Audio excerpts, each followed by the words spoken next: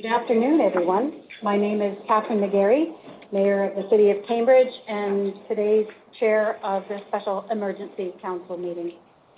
On behalf of Council, we hope that everyone is staying safe, practicing the social distancing guidelines, and hope that you're washing your hands frequently and are only leaving home for necessities like medical appointments or groceries at this time.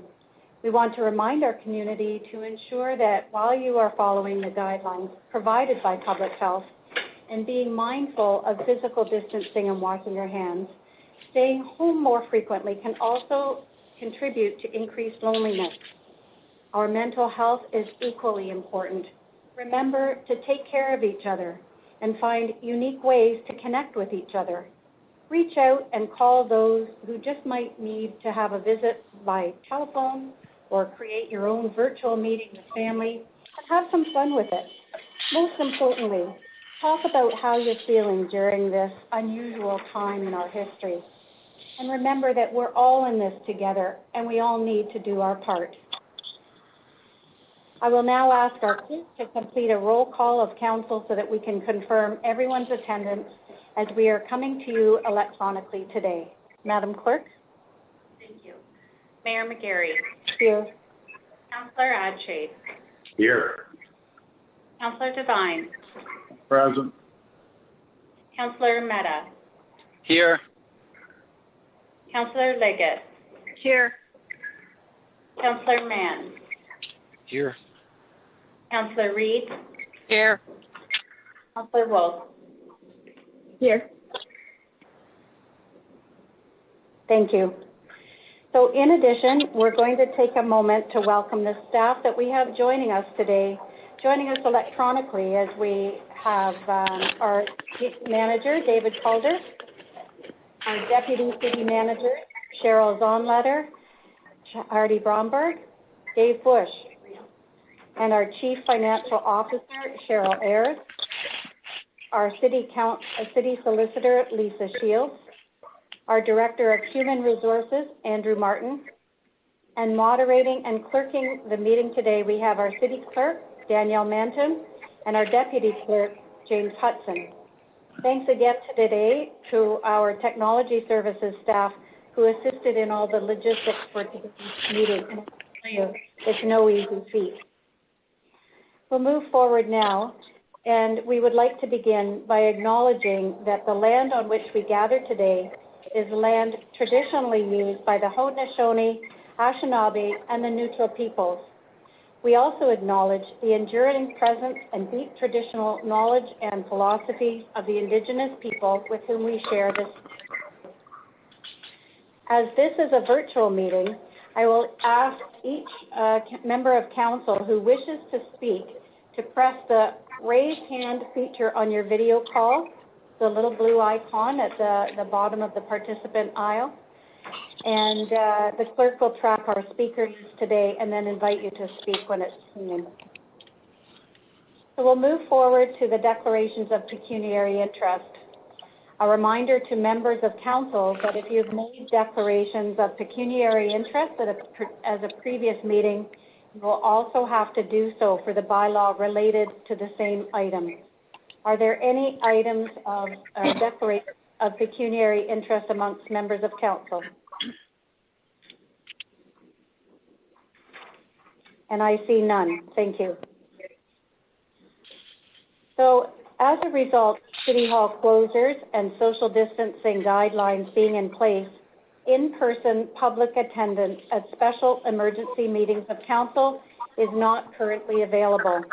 However, the procedures for electronic participation during the course of an emergency allow for the public to provide written submissions to the City Clerk's office in advance of the meeting for items on the agenda, and to also call in via telephone to our virtual meeting. This afternoon, we have 2 registered delegations. I will ask that we are patient while our clerk makes arrangements for each delegate to join the meeting.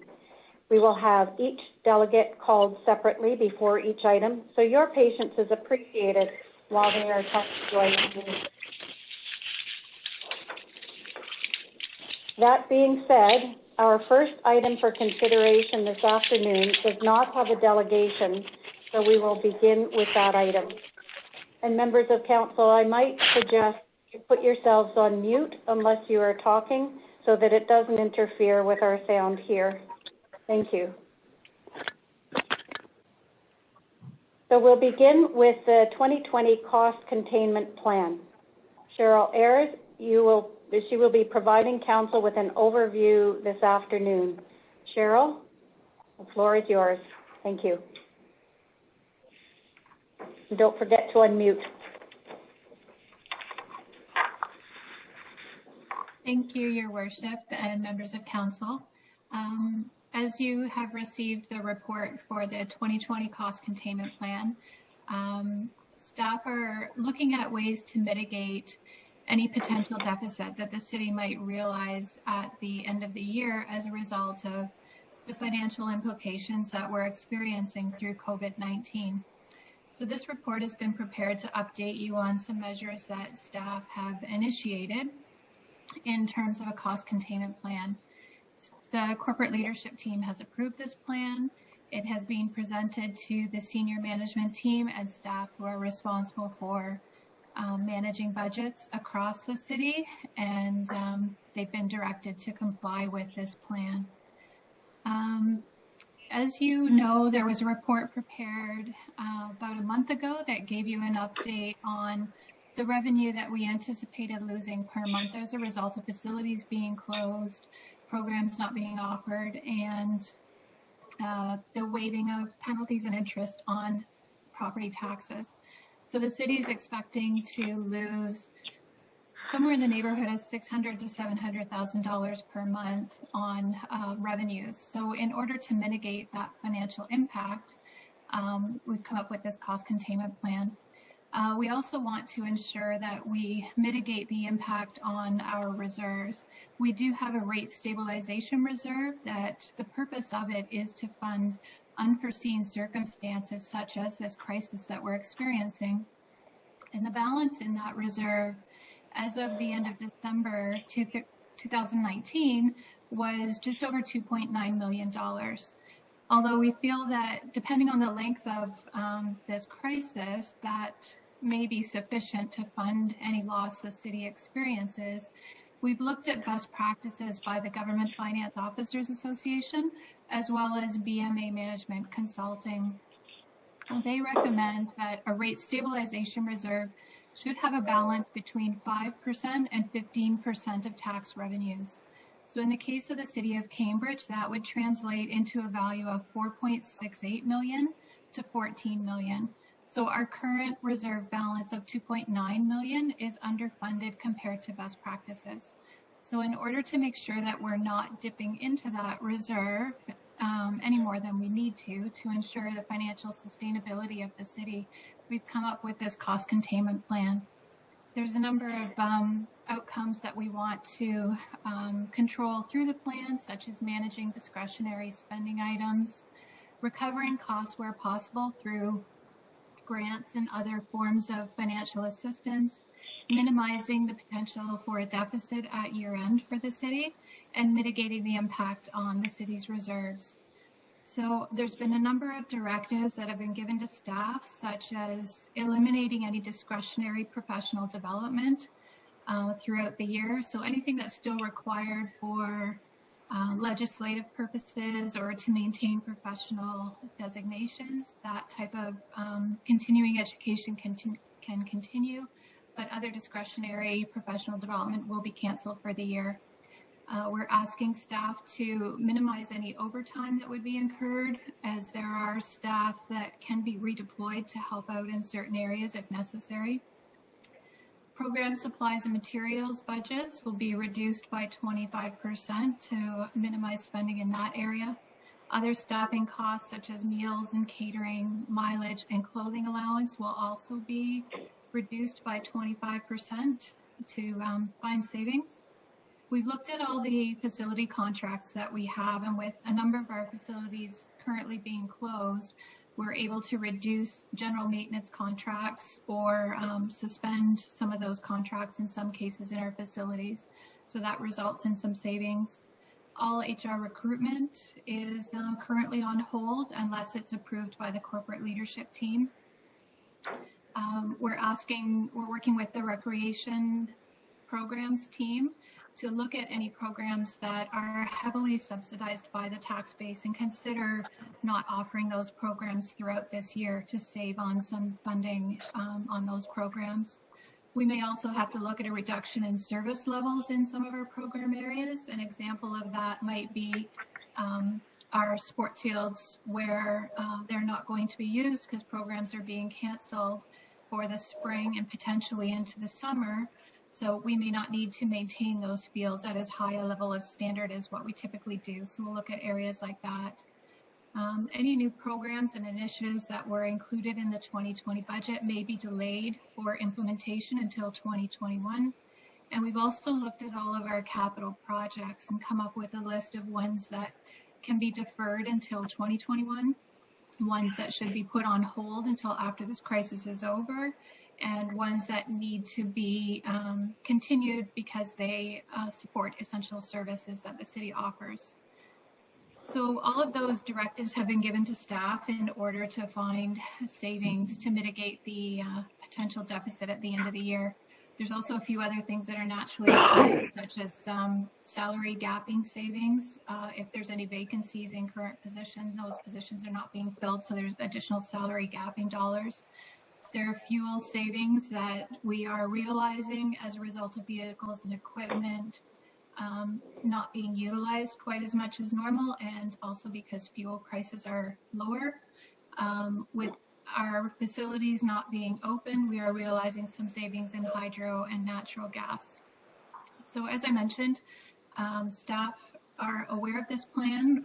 Finance and HR are working with all the departments across the organization to find and identify savings, and we'll be reporting back to Budget and Audit Committee at the end of April and at the end of September to give you an update on our financial position as a result of the additional costs that we're experiencing due to COVID-19, the lost revenues that we're seeing, and any mitigating measures that we put in place to offset that to minimize the deficit at the end of the year. We also are recommending this report be forwarded to the provincial and federal governments, which is what many other municipalities are doing as well, seeking support for additional funding to minimize any deficit that we may have at the end of the year.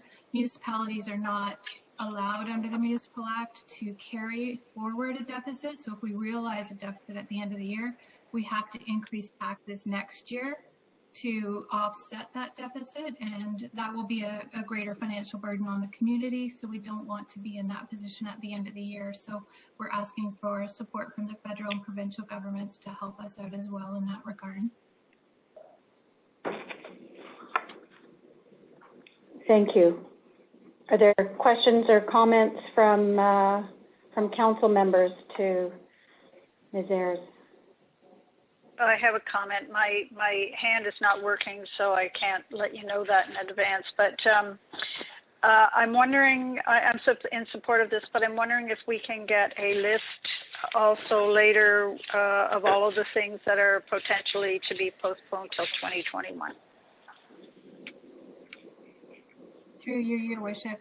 Yes, staff will be working on that, and we will be providing that list with the April forecasting report.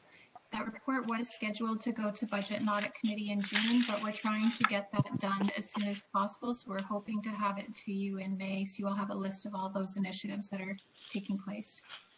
Thank you. Thank you. Councillor Mann? Thank you, Madam Chair, and through you, thank you for the report, Cheryl. And like Councillor Liggett, those items that it says to be determined in consultation with other departments, will that come back to council for further information before that gets approved, or as we approve this today, are those things that will just occur as staff review them and they fall off the list? Through you, Your Worship, those are items that staff have been directed to investigate at this time. If they are able to realize savings, that will be put in place and included in the April forecasting report that we provide back to Budget and Audit Committee. Thank you. And if I can, Madam Chair, I know that we have traditionally gone back to the rate stabilization fund on a number of times over the course of years past to reduce our budget. And as you said earlier, that 2.9 million in rate stabilization is not anywhere near what it should be. Can we give direction to staff to come up with a plan for the future? And certainly we're in the midst of an emergency situation now, but can we come up with a plan for the future for topping up that rate stabilization fund to something that is more realistic? And because here we are in a situation where we don't have enough to draw on, or we're very close to the bottom of the pail. And we need to have a plan, I think, in place so that we can get to something that staff feel is more realistic and sustainable, but also something in case of an emergency further down the road that we would have for these types of purposes or situations. And so I would ask, Madam Chair, sorry, Cheryl, I would ask, Madam Chair, if that's some kind of direction that we could give staff to come back with a plan for a rate stabilization fund that would be more realistic and in line with what the provincial guidelines state. Yep, I think that's certainly direction that we can look at. Thank you. Okay, if I may, I'll move on to Councillor Reid. Thank you, Your Worship. I'm going back to what was touched on with the reduction in levels of service. And before we reduce any of those services, it would come out, I want to be assured it would come back to council for us to determine which and if any and how much the level of service would be reduced. Can you go back into line? Through you, Your Worship. Staff are looking at those areas currently. There are some things that we feel would need to be implemented sooner than later, such as the grass cutting. Is that something that staff will be starting to work on over the coming week? I'm not sure in terms of those things, the timing, how that will work out with preparing a report back to council, but we can certainly discuss that and see if we can bring something back as soon as possible to council for that. For follow-up? Okay. Okay. I think there are some services there that our community is very concerned about. And of course, we don't know what kind of summer we're going to have. We don't know how involved we're going to be, whether we are still social or physical distancing, or if we were able to begin some of our other programs. But I think to be open and transparent to our community, we do need to talk about some of those services as if they're no longer going to be offered. Okay, point taken. Thank you. Was there somebody else that wanted to speak to this? I do. I'm trying to play with my hand up there. Yeah, and I got that. Just 1 second. I think there might be somebody in front of you. Okay. Next, but Okay, it was thank very you. creative and well noted by me.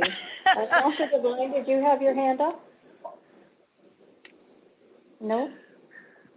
Okay. Councillor Liggett. I concur with, through you, Madam Chair, I concur with Councillor Reid. I think it's very important that we do see which some of these services, because I would have concerns if we've just added the ambassador team back to the standard days of the week, and I would hate to see the ambassador team and some of the other things happening downtown. Can everybody hear me? Mm-hmm. Yeah. Okay. I would hate to see those being withdrawn, in particular since we're encountering many problems downtown with the stores being closed and the type of break-ins, that sort of thing. I don't want to see what's happening in London happening here to the same extent. So I have concerns about that, and I agree with Councillor Reid on that one. Okay. Anybody else that would like to speak to this issue while we've got Ms. Ayres ready to go here? Okay.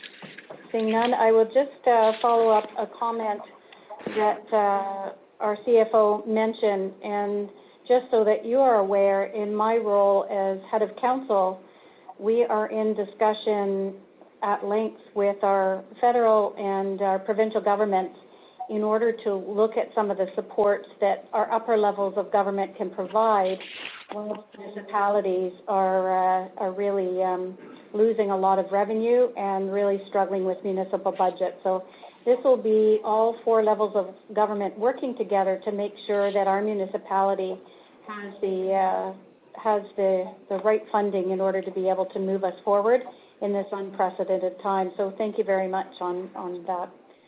With that, we'll bring forward the motion, and I think, Councillor Mann, you have the motion. Could you please read it in its entirety? Thank you, Madam Chair. I do. It's moved by myself and seconded by Councillor Ameta. And the recommendation is that Report 20-118 CRS re 2020 Cost Containment Plan be received for information, and that the federal and provincial governments be requested to provide municipalities with an operating grant to help municipalities fund current operations and maintain appropriate service levels during the COVID-19 crisis, and further allow for service levels to quickly be reestablished during the period of recovery. And further, that this report be forwarded to all local MP, MPP, FCM, AMO, and the Federal Minister of Finance and the Ministers of Municipal Affairs and Housing and the Minister of Finance for the Province of Ontario. Thank you. Are there any other questions or comments from members of council? Councillor Ameta? Well, thank you, Your Worship. This motion's got my full support. I was very impressed with the report. I think it covers everything we need right now, and we'll continue to monitor as things go on. And I think it's very important that we continue to keep an eye on the revenue coming in and any potential losses and the community's ability to pay. And Councillor Reid also hit the nail on the head, too, that if we are going to reduce service levels, for that to come back to council. So I'm very glad to see that. And this has my full support. Thank you. Thank you. Anybody else would like to speak to this item? Seeing none? In the nick of time. Councillor Mann. Somebody has to be last. Thank you, Madam Chair. Thank you, Madam Chair. And I just want to commend staff for putting a report like this together. It's not easy when you look at the services that we provide to our community, and every one of them is very important. And yet we have to take a look and find out what is the primary, what is the secondary, what's the most important, and what can we put aside for now. So I want to commend staff for what they have done in the direction that has gone to staff to try and find other savings, because this is so vitally important as we go down the road and try to adjust our budget for the end of the year. So thank you to all of staff. Thank you. Councillor Wolf. Through you, Madam Mayor, I strongly support this motion as well. I think that, the needs of our community are great. And since as a municipal government, we can't go into deficit, and our only source of money is property tax, which at this point, people will have difficulty affording. It's very important that the provincial and federal government step in. I am disappointed that the provincial government, Ontario, is the only province in Canada that hasn't provided emergency funding. So hopefully this motion and continuing to ask the province for the funding will get some. Thank you. Thank you very much. And I also would like to add my thanks to staff. I know how extraordinarily difficult it has been to continue to do business with IT challenges, working from home, and doing things that no one really saw ahead of this year. So thank you to all staff for bringing this forward and for everyone's patience in bringing this forward. And I know that we've spoken directly with our Municipal Affairs Minister and Finance Minister for the Province of Ontario during our last Big City Mayor Conference. So I know they're aware of the situation and we'll continue to work with all of our municipal partners and all levels of government to make sure that this goes forward. So thank you very much. I do see a hand up from Councillor Liggett. It worked. Yes, Okay, it did. Thank you, Madam Mayor. Just to address something that occurred today, I want to also commend our city staff for acting so quickly to address some of the unforeseen consequences of the problems regarding the pandemic. And these were concerns from constituents as they come up. We have no idea, and staff have absolutely no idea of some of these things beforehand. So to act so quickly and find solutions to those problems, I think that's wonderful. It just shows the type of staff and the level of expertise that they have in order to accomplish those things. Thank you. All right. Thank you. So seeing no further hands up, I'll now ask our clerk to call for the vote. Madam Clerk? Thank you. Mayor McGarry. Aye. Councillor Adshade. In favor. Councillor Devine.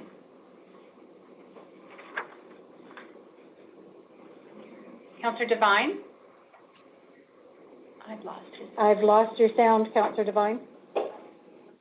That's because I was on mute. Aye. Thank you. Councillor Mehta. In favor. Councillor Liggett. Yes. Councillor Mann. In favor? Councillor Reid. You're on mute. Oh, you're on mute, Councillor Yes. Liggett, or Councillor Reid, sorry. Sorry, in favor. Councillor Wolf. In favor? And that carries.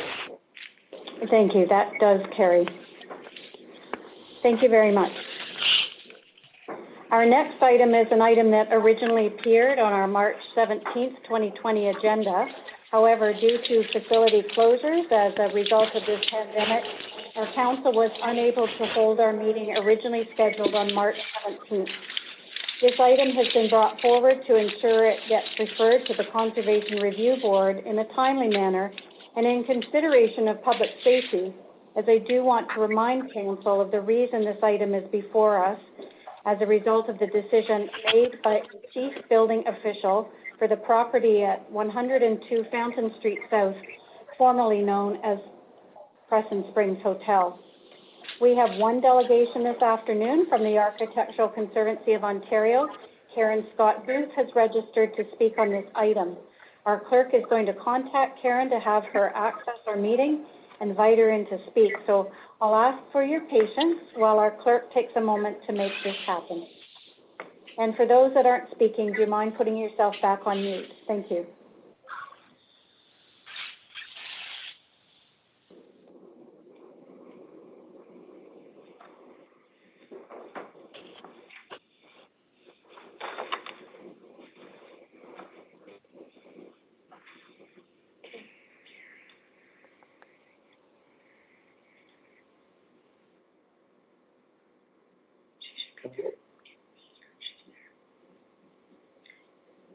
Karen, can you hear us?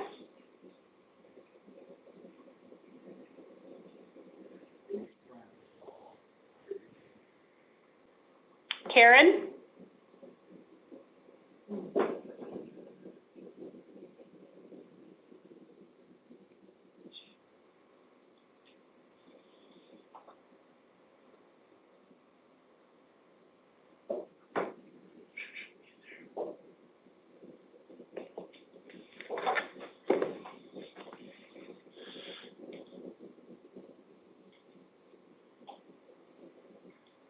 We're just waiting to try and get a connection.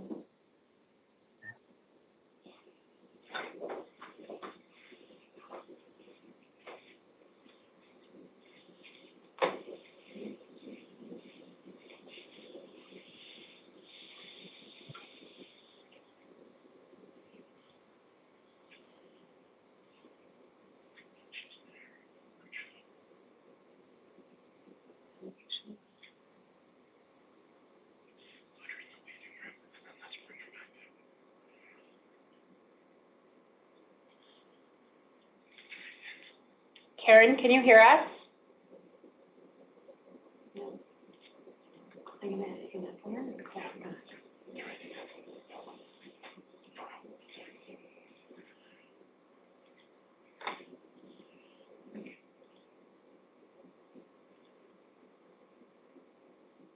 It'll go through this or through here.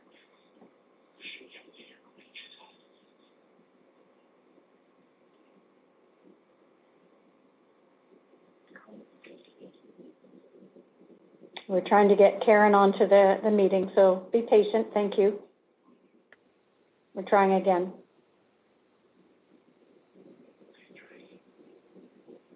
Hi, Karen.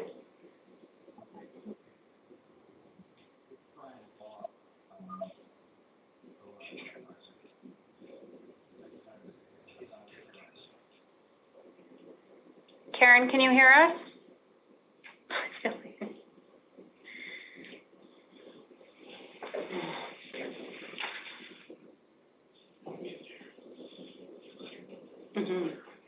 Okay, we're going to try a different way. I'm going to remove her from here.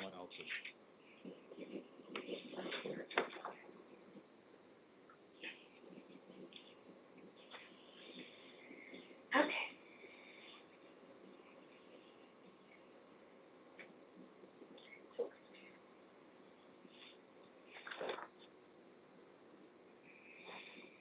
And she'll still be a speaker.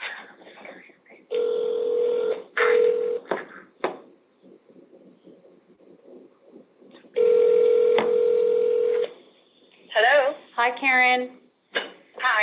Sorry, it's Danielle. Oh, hi. You're on speaker, and can everybody hear Karen properly? Can you give me a nod, members of council? Can Yep, she everybody's speak? turning things up. Okay. So, do you want me to just present? Yes, just give me a second and I'll read what I need to. We needed to get you up and live first. Don't you love technology? Okay. All right. Good afternoon. Yep. So thank you, Karen Scott Booth, for joining us today to delegate. A reminder that you have 5 minutes to address council, and please ensure that your remarks relate directly to the agenda item that you're speaking to.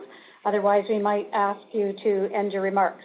We do have rules of engagement in council meetings and ask that you ensure your remarks are respectful and that you refrain from asking questions of council.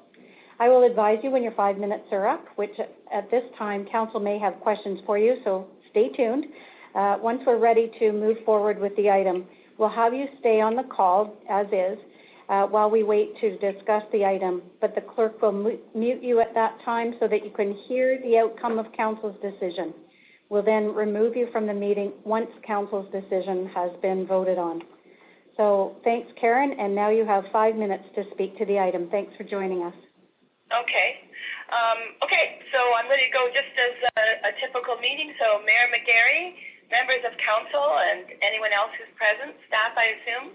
I represent the ACO Cambridge Board of Directors and membership, and I would like to thank you for the opportunity to express our continued concern for the serious matter under review today.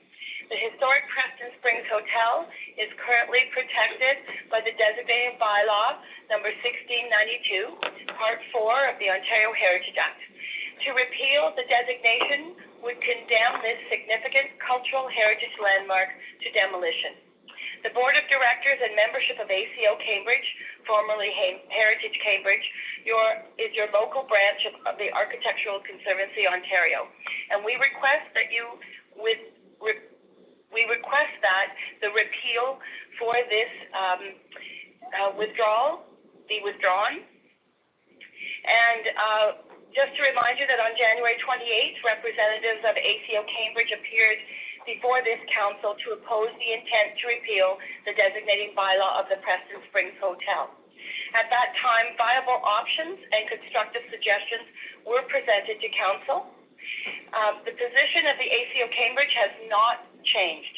With respect to the repeal of the above designated bylaw since January, Since that time, ACO presentation to Council, the Regional Heritage Planning Advisory Committee, HPAC, a memorandum of February 18th, and the city's own Municipal Heritage Advisory Committee of February 20th have each reinforced ACO Cambridge's position that the designation of the Preston Springs Hotel be upheld.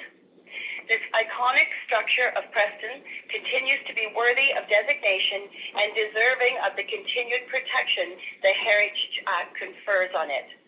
Instead of the tactic of demolition by neglect has been allowed and identified as a concern with the IRC report commissioned by the City of Cambridge. It is also important to underscore that the IRC report does not state that the neglect has created an imminent threat of structural failure. It does, however, note that if no action is taken over a period of years, this may occur. Making the building safe is a shared priority, but it is an extreme and ill-advised remedy to actually demolish it. Rather, there should be a comprehensive and best practice approach to securing the building and then stabilizing and conserving the building. The province's Ministry of Heritage, Sport, Tourism and Culture clearly states that the order of steps in the process to repeal a designated bylaw.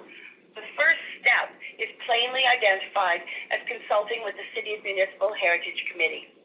Council began the process to repeal the designation without the benefit of recommendation from their MHAC, or their Municipal Heritage Committee, who subsequently would not support repealing the designation. The recommendations of the MHAC, the HPAC, and ACO are unanimous in their position that the building is still worthy of retaining its designation. The ACO's mandate through education and advocacy is to encourage the conservation and reuse of structures, districts, and landscapes of architectural, historic, and cultural significance to inspire and benefit Ontarians. The City of Cambridge's premature action of filing a notice of repeal without the support of its municipal heritage specialists has resulted in ACO filing a formal notice of objection.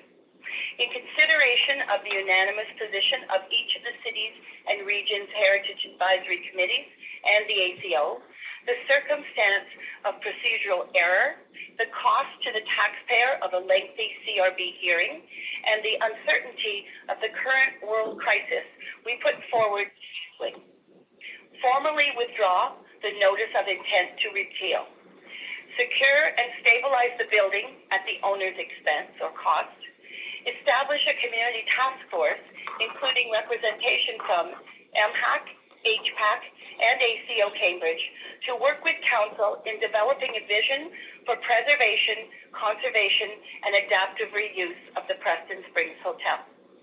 Conservation and preservation of both our natural and built heritage is the responsibility of us all.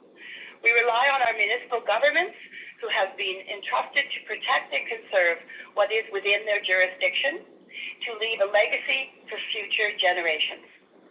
Thank you. Thank you very much, and we'll move forward with any questions from members of council for our delegation. So stay put, Karen. Councillor Mann, just listen. Councillor Mann, unmute yourself first. Thank you. Thank you. Thank you, Madam Chair. And through you, Karen, thanks for your presentation. And I know it's difficult under these circumstances, but one thing you said in your presentation was making the building safe is a shared responsibility and a priority. Can you tell me whose shared responsibility you believe that is? I think it's the responsibility of the city to either do the work or insist on having the owner do the work, and what is required is identified in the IRC report.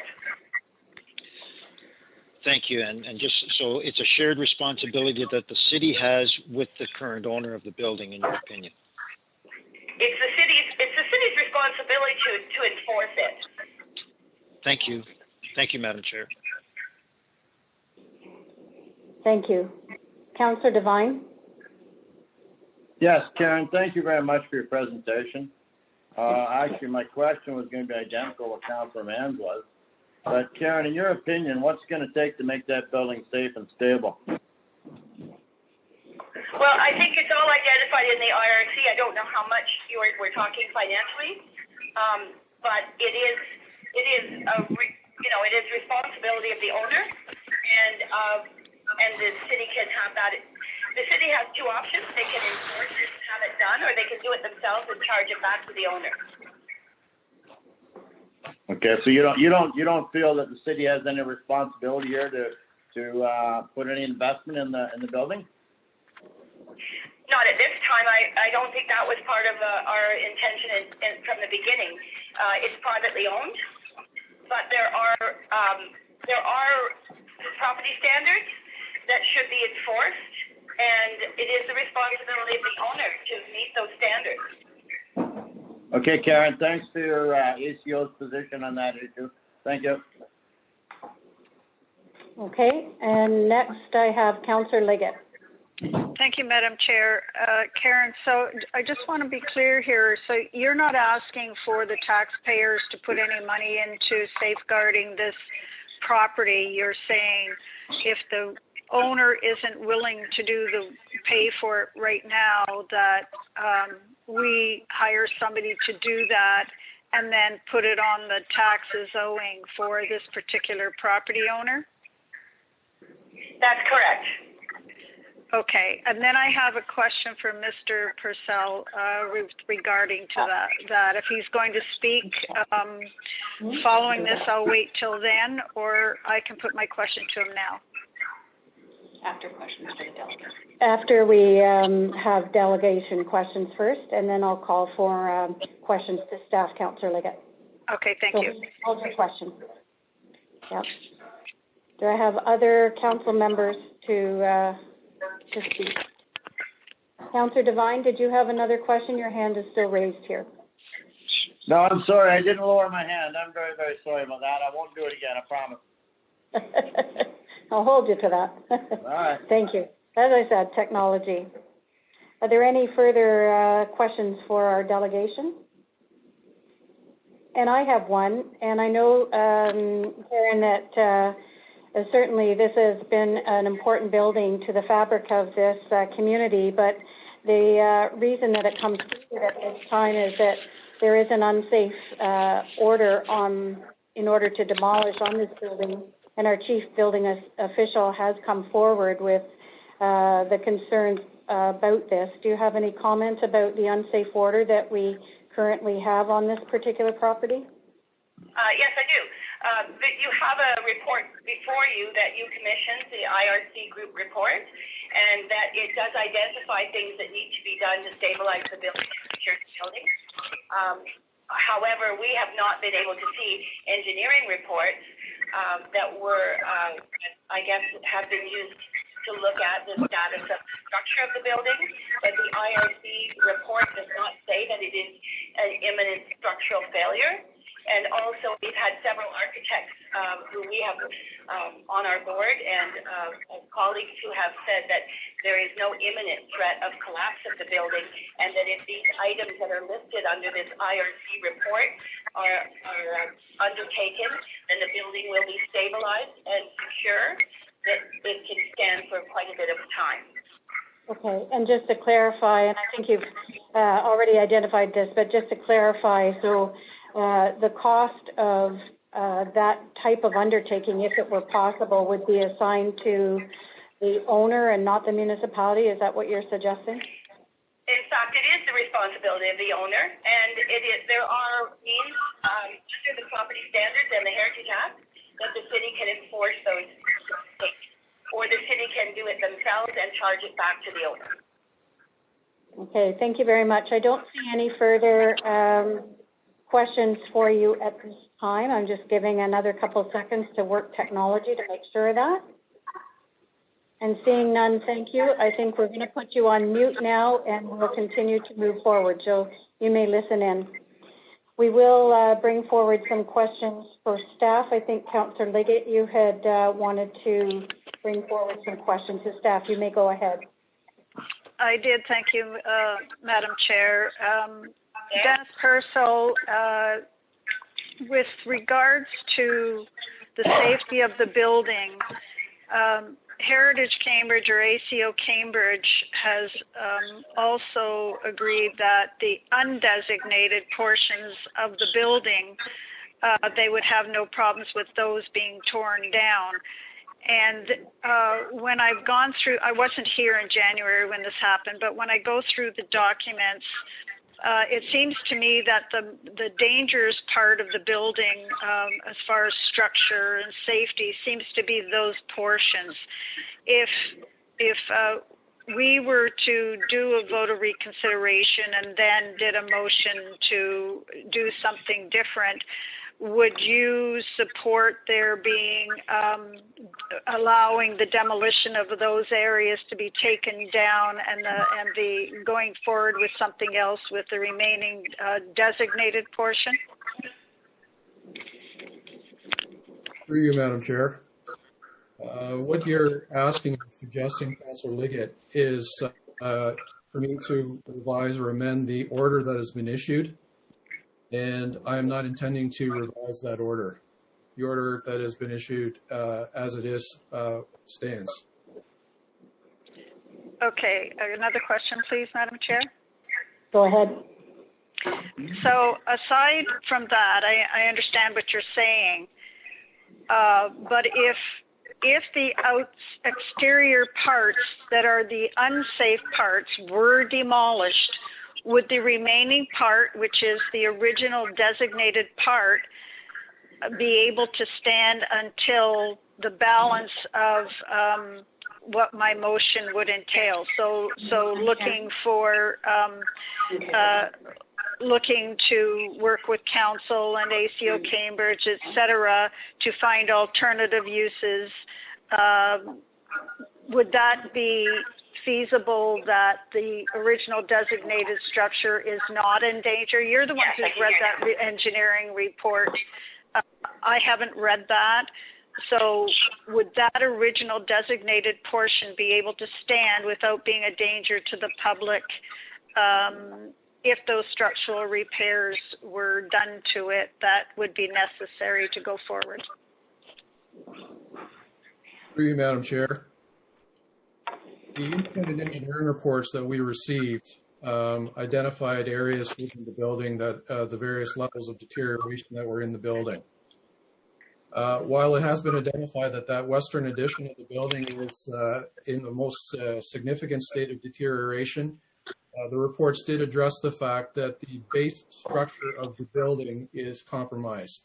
The report that or the presentation that I made to council earlier this year, I showed a number of photographs from those reports from the main or the designated part of the building, showing significant spalling of the concrete, significant corrosion of the reinforcing bars, the water damage that's happening.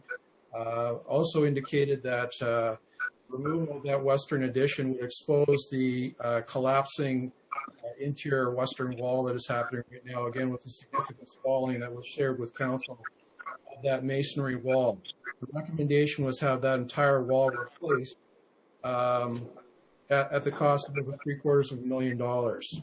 In my discussions with the engineers who provided the structural reports to me, and the debriefs that I had with them, in order to remove various portions of the building, they indicated it required significant lateral stabilization and significant engineering to accomplish that. I also point out that within the reports that the engineers provided, that even though they did specify varying stages of rehabilitation of the building over the course of a number of years, both concluded that the costs were prohibitive in terms of rehabilitating the building. So their recommendation was the removal of the structure and the replacement of a building that pays tribute to the heritage aspect. So these are some of the reasons why I have made the conclusion and written the order as I have, indicating that the cost that is required to rehabilitate this building that has remained vacant for over 30 years and has had several unsuccessful attempts to redevelop because of the significant challenges of that portion and the continued challenge for the city to see that it remains secure and keeping various sectors of society that intensely continues to go into the building. Just the challenges were, in my estimation, very, very significant. Sorry, Madam Chair, I was really having difficulty understanding what Mr. Purcell was saying. It just seemed to be getting watery all over the place, and I was being disconnected from it. Excuse me if I come back to this again. Can I speak through you, Madam Chair, on this? Yes. Thank you. So, Mr. Purcell, my question had to do with the actual designated portion. I understand what your report to council was about, what you were saying. You seem to be saying the same thing again. But aside from what the cost would be to the owner to shore up that one side of that one wall, I know you say prohibitive cost. My understanding was prohibitive cost for the whole thing. But if we're just talking about what was the designated portion, which is the original part of the building, not the western portion and everything else, if the other part was demolished and the original heritage structure was done, we aren't responsible for the cost to the owner. We're responsible for preserving the heritage in this community and also the safety of the structure to the public or anybody doing the work. Would you say that the original structure could be preserved and that it would be safe to the public to do that? Not whether you would withdraw it, but would it be safe at this point in time to start doing the preservation of that building? Thank you, Madam Chair. Want to be clear that imminent collapse isn't just the issue at hand. The reports that we got from the engineers indicated that the base structure, so that's referring to the designated portion of the building as well, that the base structure has been compromised. As I showed council through my presentation, the majority of the photographs that I showed in the basement were from the base structure that showed the significant spalling of the concrete and the corrosion of the reinforcement. Also, the mortar that was missing from the block foundation, the engineers explained to me that there would be some very expensive and very complicated engineering that would be required to rehabilitate that. Still falls under the what they're recommending is being cost prohibitive to rehabilitate. So would it bring it safe? At this point, I don't know. The engineers' reports indicate that there would be an incredible amount of work required to do that, and for it to remain vacant at this point because we don't have anything that's being proposed in terms of developing it. Thank you, and I'm going to move ahead to Councillor Mann at this point. Councillor Mann. Take yourself off mute. Thank you. Thank you, Madam Chair, and through you, thanks for your comments, Dennis. And just a couple of questions I have. What would the process be going forward if we go to the Conservation Review Board for a hearing and report? What does that mean?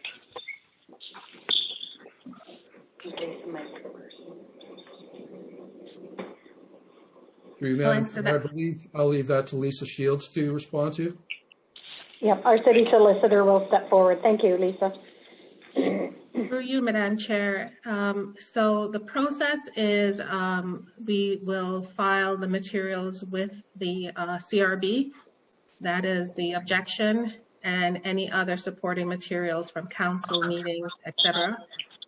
The CRB has a process for mediation that can take place similar to any tribunal matters.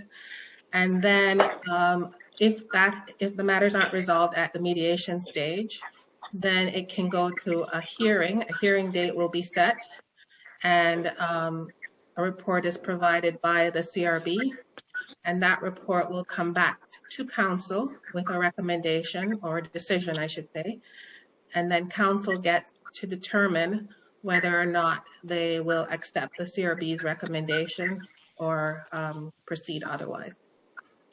The council's decision is final. Thank you. So in this case, and through you, Madam Chair, in this case, it would go to the CRB, and then they would provide mediation between the city and the other representing groups who are opposed to this, and would make their findings known to council, and council would then in turn make the decision? That is correct. Through you, Madam Chair, that is correct.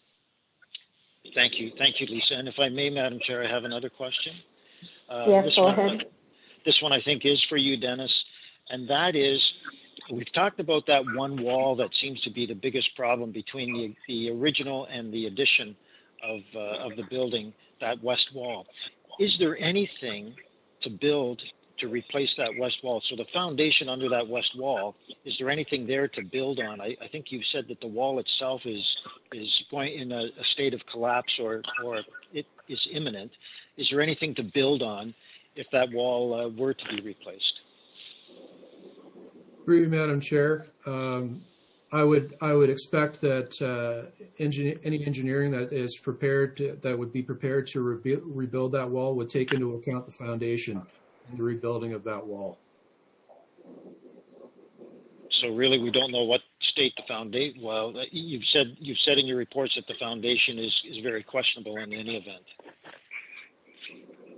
Through you, Madam Chair, that's correct. Thank you. And just also, we're very intentional in pointing out to me that the reports that they gave and the cost estimates they provided to me is just the beginning. If they're to do further analytical and forensic engineering of the building, they fully anticipate that they would discover an awful lot more. Thanks, Dennis. Thank you, Madam Chair. Okay, thank you. I'll move ahead to Councillor Adshay. Thanks, Your Worship. I guess this question is for Lisa. I'm interested in the mediation aspect. I think for it to be successful, I'm just wondering, is the owner of the property part of that mediation process? Through you, Madam Chair, the owner is not yet a party to the proceedings. They have not filed a notice of objection. And I assume, and I'm not speaking for the owner, that they would want to be a party to the proceedings. But at this stage, they're not. Okay. So, sorry, the owner doesn't, unless the owner wants to be part of the process, he doesn't have to be involved. Is that correct?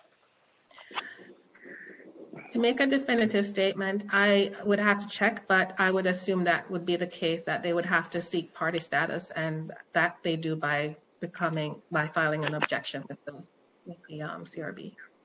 But I could get back to you. Okay, thanks, Lisa. Okay. Thank you. I see Councillor Devine's hand raised. Did you have another question, Councillor Devine? This will be my first one. Okay. On this issue. Okay, am I muted, or can you hear me? We can hear you. Okay. Just some clarification, please. This CRB, they've come back and they've tried to mediate something or make a recommendation. Now, would that recommendation just come back that the heritage designation would either be removed or be retained, or would it come back with a recommendation that would be for demolition? Which is it? So, through you, Madam Chair, the objection that was filed by the ACO is asking for the repeal of the bylaw to be withdrawn. So, therefore, the decision before the CRB would be whether or not the repeal bylaw should not go ahead or should go ahead. That would be the decision before the CRB. And so their decision, in essence, would be to not proceed or to proceed the repeal of the designated bylaw. Would have done another question, if you don't mind. This is again through the chair. Would it not be in everybody's best interest to sit down and get everybody together and see what we can do here to see if it's possible to be able to knock it down or try and save a portion of it? Is that not in everybody's best interest? And I understand Mr. Purcell. I mean, he's very, very concerned about the safety of the people in the community, safety of the building. Okay, and we've got urban explorers in there. But is there any possible way we could, get, ACO, et cetera, and the owner and whoever else needs to be there to sit down and try and work something out to see what's savable and what isn't? Is that possible? And through you, Madam Chair, if I might add a comment on that statement by Councillor Devine. The process through the CRB allows for discussion, whether it's mediation and to have a third party, the CRB side, and help parties come to deal with this matter. So as for some sort of resolution to this issue without a full-blown hearing, if that's the route that council decides to go. Lisa, I'm sorry, it's breaking up here. Maybe it's my phone. I'm only hearing about every fourth word that's being said. I'm having the same problem. I'll try again. Through you, Madam Chair. Can you give me a minute? Let me try with headphones instead. Yes. I'm sorry? She's just going to put some headphones. She's going to try with headphones. Just hold on. We'll try another way. I was having the same problem with Councillor Devine and with Mr. Purcell.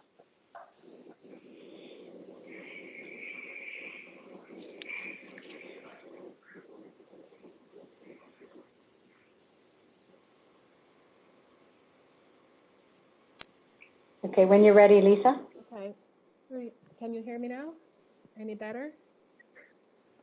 Slightly, not much. Okay. Sorry, I'll try it one more time. I don't know.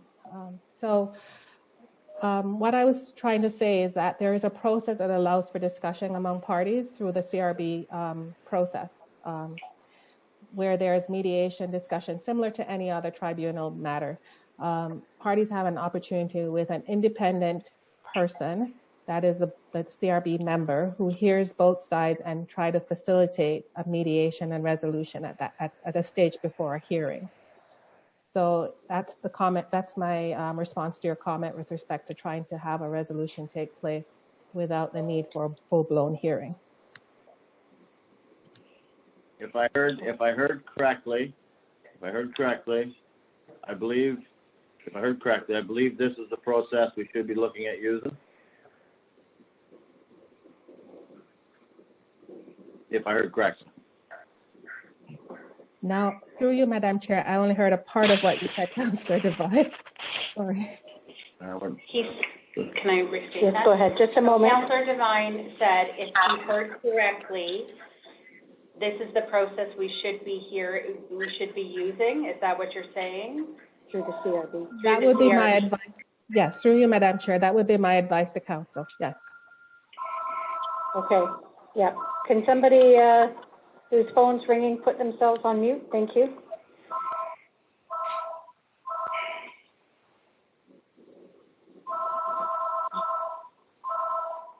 I don't know.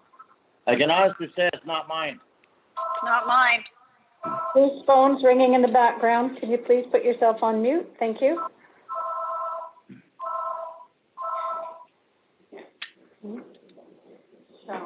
Okay. Sorry, we had to wait for that phone to stop ringing to hear anything. I've got just a couple of questions as well. You've got a few questions here. Yeah.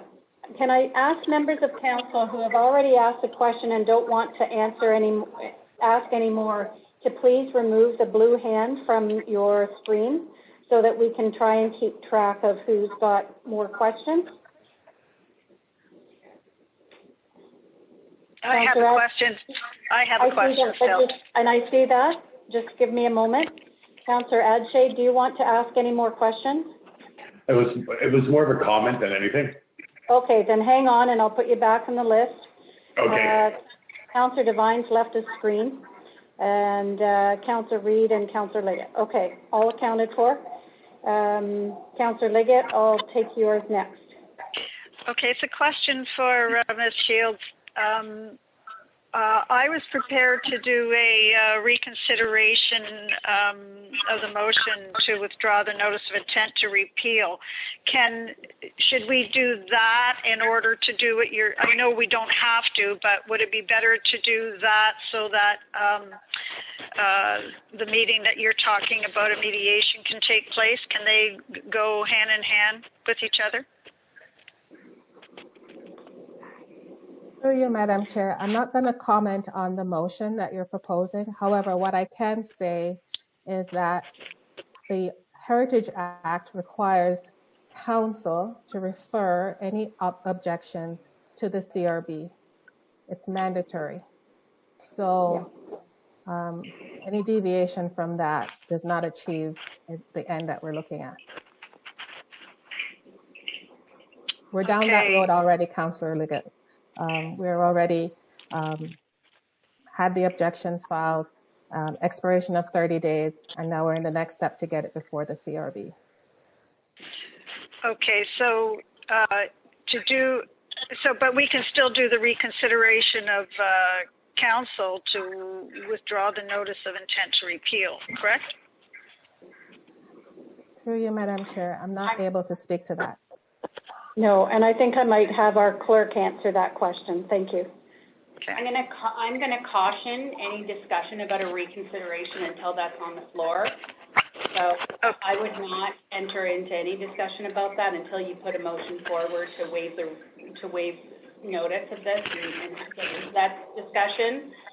If you have a report before you today to refer this matter to the CRB, which would begin the process of the mediation or whatever the CRB decides to do with this referral, as Lisa has stated. So if you wish to go that route, then that would begin that process with the objection that's been filed. If you wish to go a different route, then you have those instructions before you. Councillor. I'm still confused, sorry. Go ahead. So I'm going to just weigh in here, Councillor Liggett, for a moment. From what I understand from our clerk is that we're not considering that at the moment. It's not on the floor. So we're going to leave that discussion and deal with the report right now with questions and then move forward from there. So the section that we're just talking to now is about questions of staff, not a reconsideration.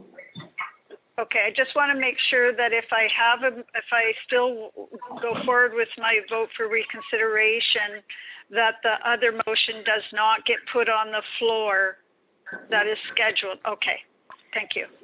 We wouldn't go there without if you wanted to do that first, okay. You would.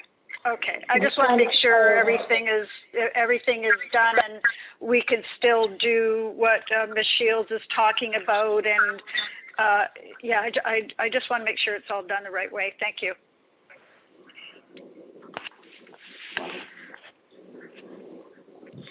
Councillor Devine, did you need to ask another question? If you wouldn't mind, if you're not, would you please remove the hand from your screen? The hand from my screen. I don't see a hand on my screen. Oh, sorry. Lower hand. Yes, that's twice. That's twice. Lower hand. And I said I wouldn't do it again. You did. Did I? Recorded. That's okay. Madam Clerk, did you want to address anything else, or can I move forward to the next one? Okay. I have two others on my screen for questions. Councillor Reid, Councillor Mann, and I also wanted to ask a question. Councillor Reid. I have to remember to unmute myself. Yes, I am concerned about the length of time that we're going to be involved with this. I know we don't have a choice here. The objection has been made. It has to go forward. We have to pass this motion in order for it to go forward to the Conservation Review Board. But I'm wondering if there's any indication of how long it would take the review board in order to get back to us with whatever it is that they come up with. And my concern is the state of the building and the fact that we have declared it not in the shape that it should be, so that that it is a danger to the public. And so I'm really concerned as to how long this is going to take. I'm wondering if anybody has any idea of what the review board, how many people may be ahead of us, or would, because of this, would it be rushed through?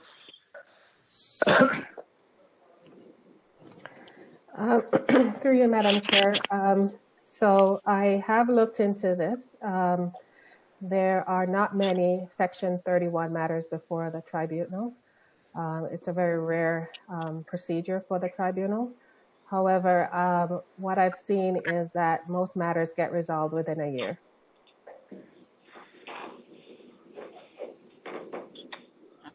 A year is a long time for a condemned building. Thank you. Are you finished? Yes. Thank you. Councillor Mann. Thank you, Madam Chair, and through you, and I think this is probably to the clerk, Danielle. So the motion that we have before us speaks to the CRB providing that resolution, or providing that mediation or that hearing with an independent person to try and come up with a recommendation for council, so that mediation process would take place, and it would give council something from an independent individual as to what should or what shouldn't happen with this building. Through you, Madam Chair, before you speak, Janelle, I just want to be clear. It's a mediated settlement. So it's a settlement conference similar to what you'd have with the LPAT or any other tribunal, where you go before the LPAT and both parties try and settle without having to go to a full-blown hearing. Sometimes we can't settle and we have a hearing, but that's the process. If it goes to a hearing, then the board will make a decision and that matter will come before council. Thank you. Thank you. And that matter would come back to council for our final decision. That's correct. If that's the process that the Act requires, the decision of the CRB has to come to council. Great. Thanks very much. And that's a year, right? Through you, Madam Chair. I'm not saying it's a year, but I'm saying that from what I've seen from a few hearings that are before the tribunal, it could be a year. There are not many Section 31 matters before the tribunal. Could be sooner. Okay, thank you. We've got two other speakers, and I also have a question before I forget to. So, Councillor Wolf. You're on mute. You're on mute. Please unmute. Thank you. Now you can hear me? Okay. Through you, Madam Chair, this is a question for Dennis. If we ask the owner to make all the things that are necessary, can the owner appeal that decision because of it being a prohibitive cost?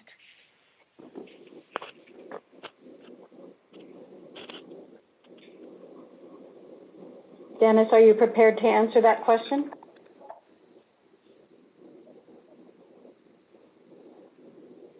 Go ahead. Thank you, Madam Chair. As I mentioned to Councillor Liggett earlier, that would require a change in an amendment or revision to the current order that's issued to the owner. The owner has to comply with that order. And so asking him outside of the order to do this or to do that is not in keeping with the order. So the order stands. The order has been issued to him, and he needs to address the order. So right now the order is to demolish. That's correct. Correct. Okay. I thought I understood when we talked before that one of the other things that if he could not, when people talk about just saving the original part and AOC saying that this would be at the owner's expense. I understood that they could also object to that on the fact that it's too expensive and go to a different board. Is that a process?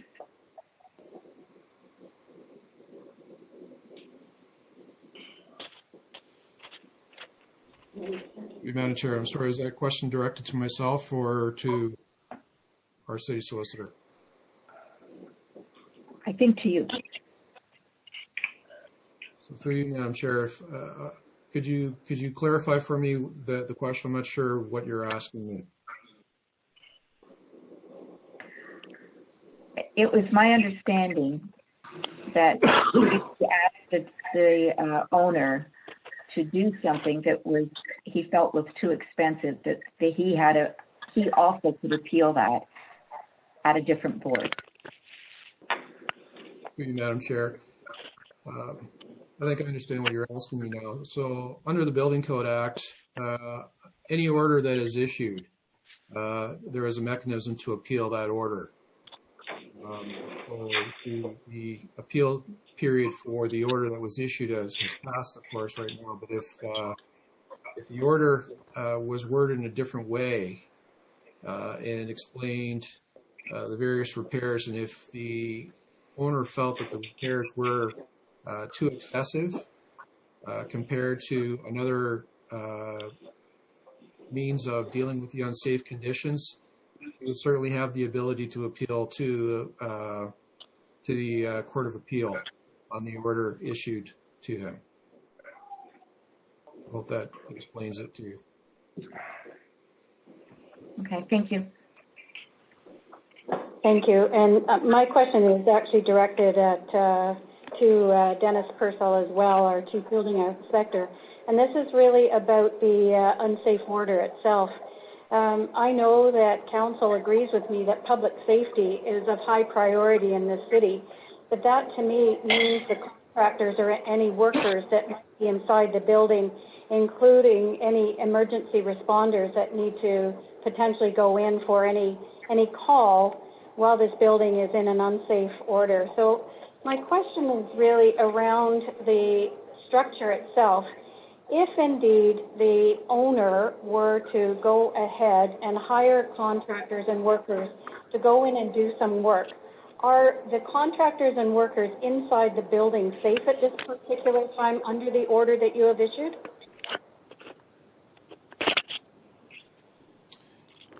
Yes, Madam Chair. So currently, with that order, there would have to be, if this process were if this process carries through and we get to a point where we're in a position to issue a demolition permit, that would be something that would be all taken into consideration as part of the demolition. So that would be, we would be asking for engineer drawings in terms of how the demolition is going to take place and that the demolition would take place in a safe way. That would be all part of the demolition permit process. Thank you, because it's quite concerning. I know I've spent some time with our fire chief and several of the platoons, and they are quite concerned as well about any calls that may come in for our emergency responders and the condition that the building is now. I know that you've taken that into consideration in the order that you've issued, and I continue to be quite concerned about the safety, not just for public, but also our contractors, our workers, and our first responders to this particular building. It's really a hypothetical question, but if indeed there were costs associated with either demolition or with trying to stabilize the building, and the current owner couldn't possibly pay that, then what happens in that scenario? And this is, again, a hypothetical type of question about what might happen with costs being assigned to an owner that wasn't necessarily able to pay that. Do you have any comment about that? I do, Madam Chair. My responsibility, my obligation under the Building Code Act is to address the unsafe condition. And so if the owner of the building does not take the measures necessary to address the unsafe condition, then I, as the chief building official, have the ability to step in and take those measures. Any costs that be incurred would be placed on the tax roll. Ultimately, could end up being part to the taxpayer. Thank you. No further questions at this point. Members of council, I'll move back into my screen here. Councillor Devine, did you have a question? Yes, I do. Yes. Okay. Thank you to the chair. This CRB, Lisa, am I to assume that the mediation will be between ACO, the owner of the building, and the city? Is that what would happen here? Through you, Madam Chair, I previously stated that the only party at this the parties at this stage is the objector, which is the ACO and the City of Cambridge. The owner of the building has not indicated that they intend to be a party to the proceedings. Okay, so they would have no say in what goes on? The owner? They can only have a say if they become a party or get participant status. Okay, thank you. Thank you. Councillor Liggett. Thank you, Madam Chair. Question to Mr. Purcell with regards to his last statement when he says the cost would be borne by the taxpayer.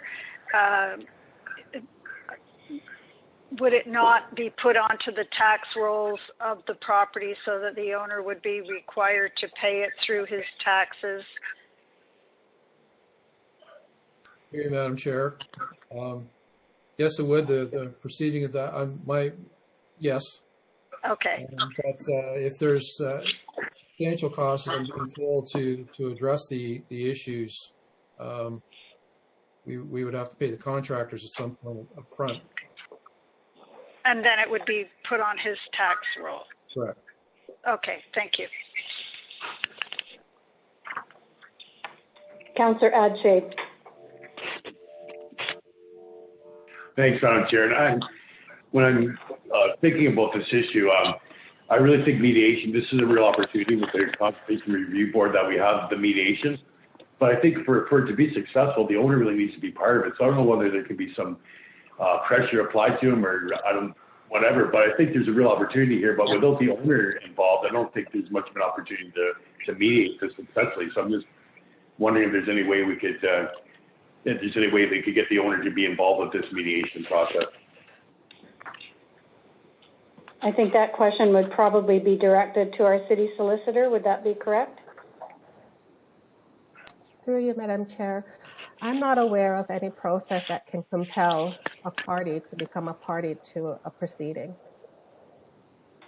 So the answer to that is, unless they choose to become a party, we can't force them to be a party to a proceeding, even if it involves their property. The Heritage Act does allow for the owner of the property to also come and to make a request of council to lift the designation. So it can be a council-initiated process as well as an owner-initiated process. Outside of that, in my opinion, there is no process that we can, at this stage, use to compel him to become the owner to become a party. Notwithstanding, staff could reach out to indicate to him that it would be in his best interest to participate, but that's not something I can compel him to do. Yeah, okay, thanks, Lisa. It's too bad. That would be a good opportunity, I think, if he would be involved, but it doesn't look like we can force him or ask him to, so thank you.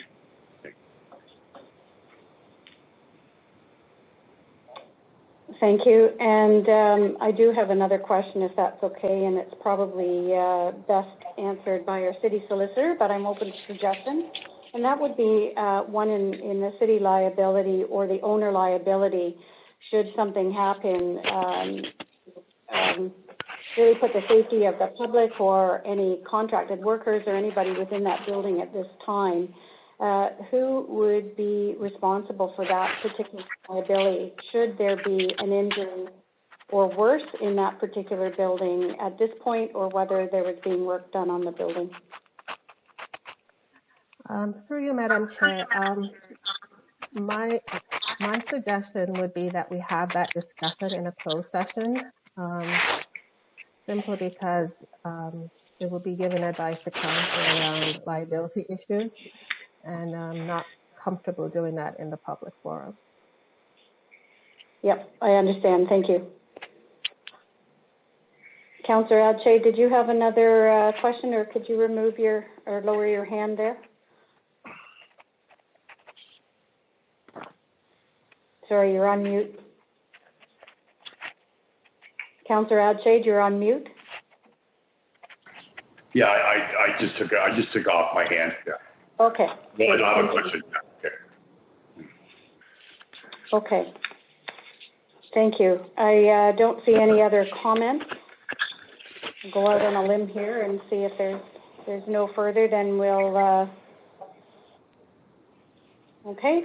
So I want to remind our delegate that they've stayed on the line till council has voted, and then our clerk will remove them for the meeting. So we'll continue forward here, and to remain to watch the rest of the meeting on Cambridge YouTube if you'd like. And with that, we'll move forward. There has been a request for a reconsideration. At this time, sorry? Yes, Councillor Liggett, did you want to move forward with that? I do, Madam Chair. I have a seconder who is Councillor Devine. Just a moment. I'm just asking a question there. I'm not done yet. Thank you. So I just wanted to provide some information about it. At this time, Councillor Liggett would like to bring forward a request for reconsideration. Before this motion can be heard, a 2/3 vote of council is required to waive the notice of the reconsideration. Councillor Liggett, now over to you. You have the motion. You have a seconder? I do. My seconder is Councillor Devine. I want to also say... Just one moment. I know it's a different process, but Councillor Devine, I just wanted a nod if you're a seconder there. Yep, thank you. And you have the motion. Could you please read it in its entirety? Sorry, I don't have them. You mean my second motion, if that's withdrawn? Just one moment. No, the motion to waive. The motion to waive the notice of the reconsideration. I could read it if you need. Please, I don't have it in front of me. Okay.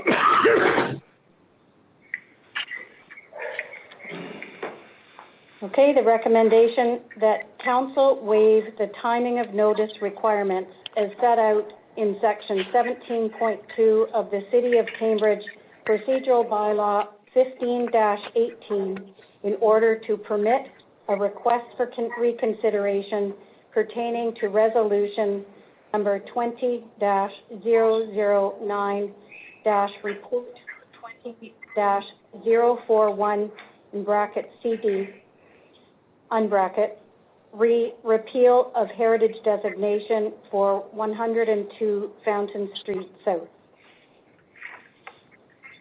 And with that, we will now go ahead and vote on the waive the notice of the consideration. So I'll hand it over to Madam Clerk. So you're voting on the notice provisions. Mayor McGarry? Aye. Councillor Adshay? In favor. Councillor Devine? In favor. Councillor Mehta? You're on mute. Yeah, I'm muting it. So thank you. In favor. Councillor Liggett? In favor. Councillor Mann? Unmute yourself, Councillor Mann. Thank you. And the motion is to waive the timing for the reconsideration? Correct. I don't understand. You're waiving notice of the reconsideration. So we didn't provide notice at a previous meeting. So you're providing notice right now. Then we're going right into the discussion of a reconsideration. Thank you. In favor. Councillor Reid? Opposed. Councillor Wolf? In favor. And that carries. And that carries. So we've now waived the notice of the reconsideration motion. So as this motion has now passed, a member may place the motion to reconsider on the floor. This motion is not debatable, and the motion will also require a two-thirds vote. Councillor Liggett, you have the motion. Please read its entirety. And do you have a seconder?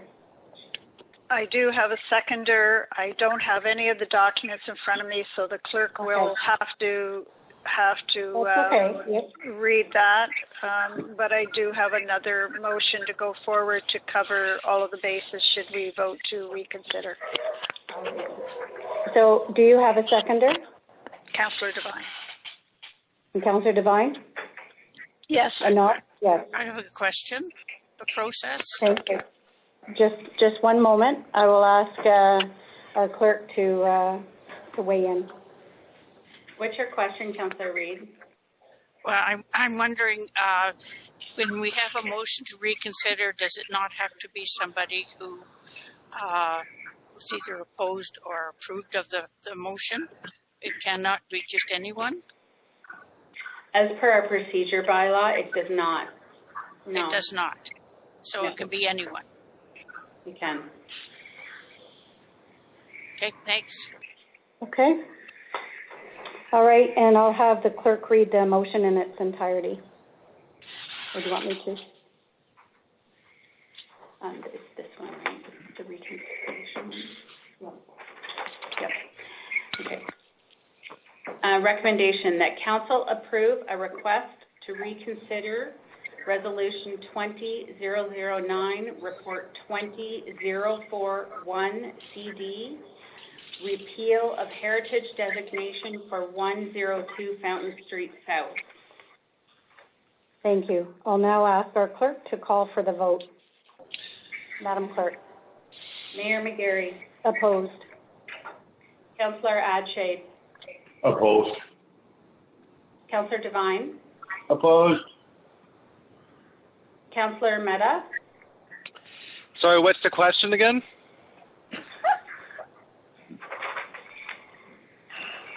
On the reconsideration, in favor or opposed of the reconsideration? Sorry, in favor. Thank you. Councillor Liggett. Thank you. Just for clarification, this is just to vote on reconsideration, then we still get to vote on whether we're appealing it or repealing it or not, correct? That's correct. Okay. In favor. Councillor Mann. Opposed. Councillor Reid. Opposed. Councillor Wolf. Opposed. And that does not pass. Okay, so that does not pass. So we're going to go back to the main motion of the CRB referral. Okay, so now we go back to the main motion, the Conservation Review Board motion. Could we review that one?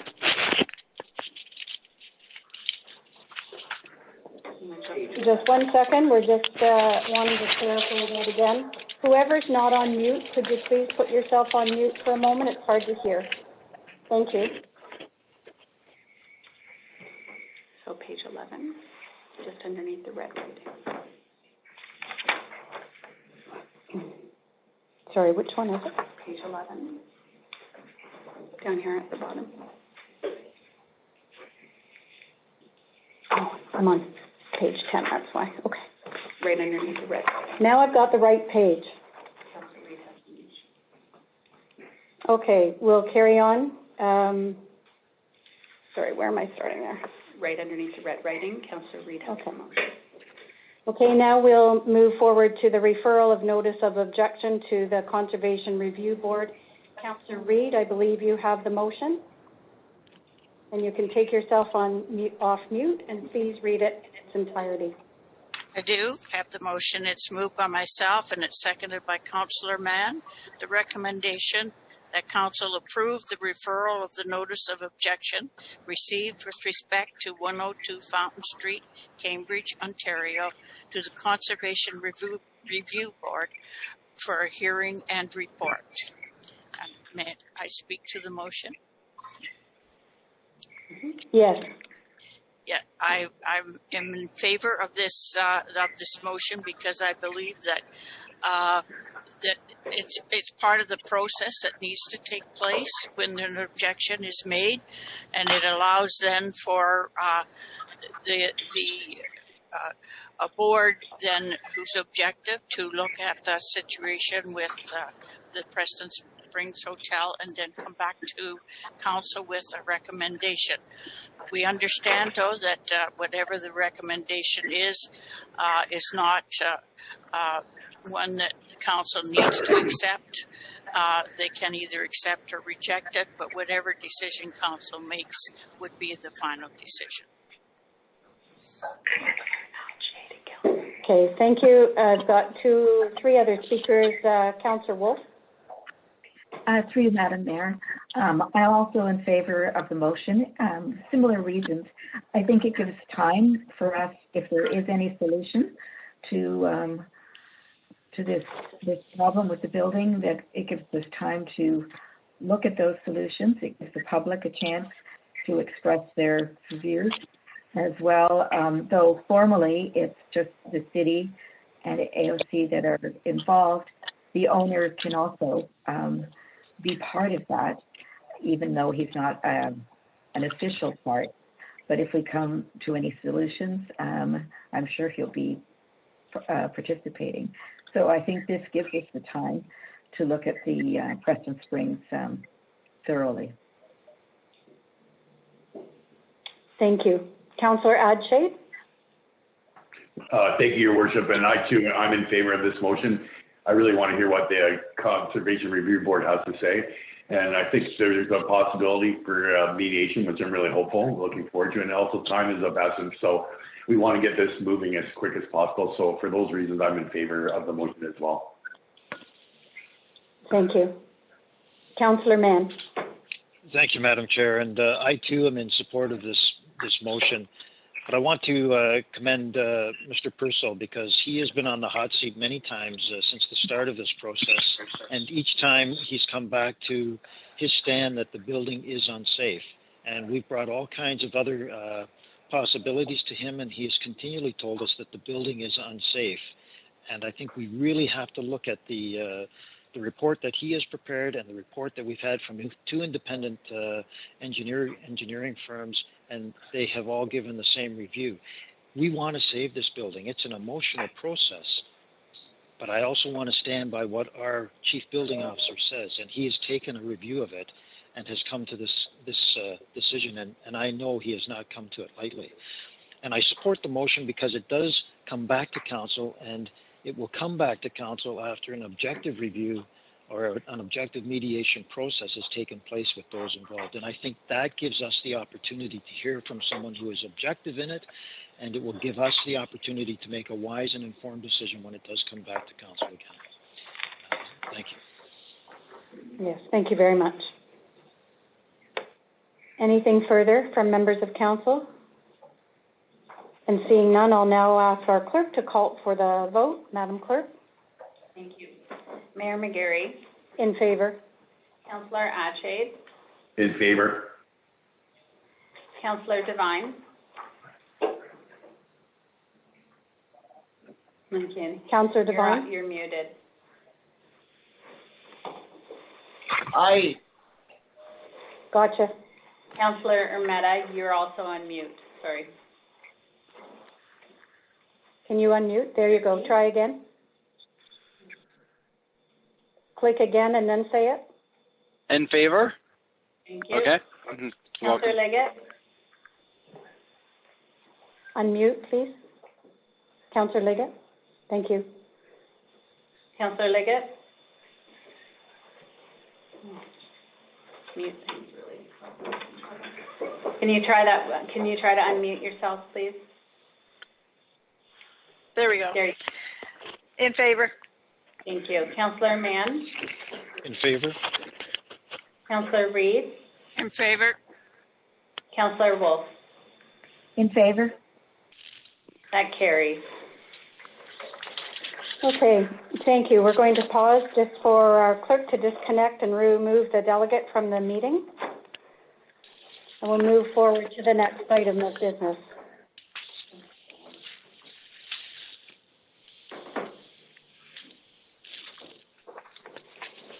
All right, we'll move forward to the YMCA Cambridge Endowment Fund. We have a delegation this afternoon from the YMCA. Mr. Brian Law has registered to speak on the item. Councillor Reid, would you mind putting yourself on mute again? Thank you. Or whoever hasn't. Our clerk is going to contact our delegate, Mr. Brian Law, to have him access our meeting and invite him in to speak. So again, I'll ask for your patience while our clerk takes a moment to make this happen.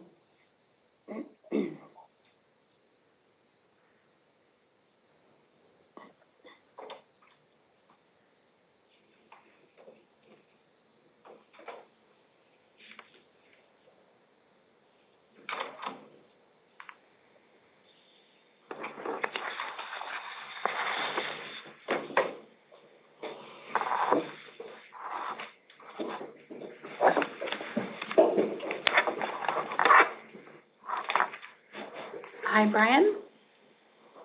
It's Danielle Manton calling from the City of Cambridge. I'm going to put you on speaker with council, okay?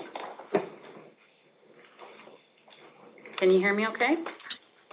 Thank you. Just a moment. Okay, I think we have some success. Mr. Law, can you hear us? I can. Can members of council hear him? Can you say hello again? Hello? Can everybody on council hear him? Great. So bear with me, Brian, while I just give you some instructions and same with council. So thanks for joining us today to delegate in this strange new world of electronic council meetings. So I'll remind you that you have 5 minutes to address council. Please ensure that your remarks relate directly to the agenda item that you are speaking to. Otherwise, we might ask you to end your remarks. We do have rules of engagement in council meetings and ask that you ensure that your remarks are respectful and that you refrain from asking questions of council. I will advise you when your 5 minutes are up, at which time council may have questions for you. So I'll let you know at that time. Once we are ready to move forward with the item, we'll have you stay on the call while we discuss the item, but our clerk will mute you so that you can hear the outcome of the council decision. We'll then remove you from the meeting once council's decision has been voted on. So hopefully that's clear, but I will certainly let you know anything else on our way through. So welcome again, and you now have 5 minutes to speak to the item, so you now have the floor. Thank you very much, Madam Mayor, members of council. I have been watching you on, I think it's YouTube, so I've been engaged the last while. I simply want to make 2 points. There are 2 or 3 points. Firstly, I have the city solicitor's letter or report to council. She sets out clearly and succinctly the request of the YMCA. I would want to make 2 points. Number one, that the dispersal of monies or it is up to the trustees who are a voluntary board who serve on the foundation. They are past presidents or past board members of the Y, and they have assumed responsibility over the years for the management of these funds and would continue to do so. The second point that I want to make is that the youth center has been operating for at least 15 years. It is incredibly worthwhile, and it is the intention of the Y, as I understand it, to continue to offer those services as soon as those endeavors can be safely continued. So those are the 2 points that I wanted to make, and I am open for any questions that you may wish to put to me. Great. Thank you very much. And just hang tight there, and I'll see if there are any comments or questions from members of council. I see at least one and a couple. So I'll start with Councillor Mann.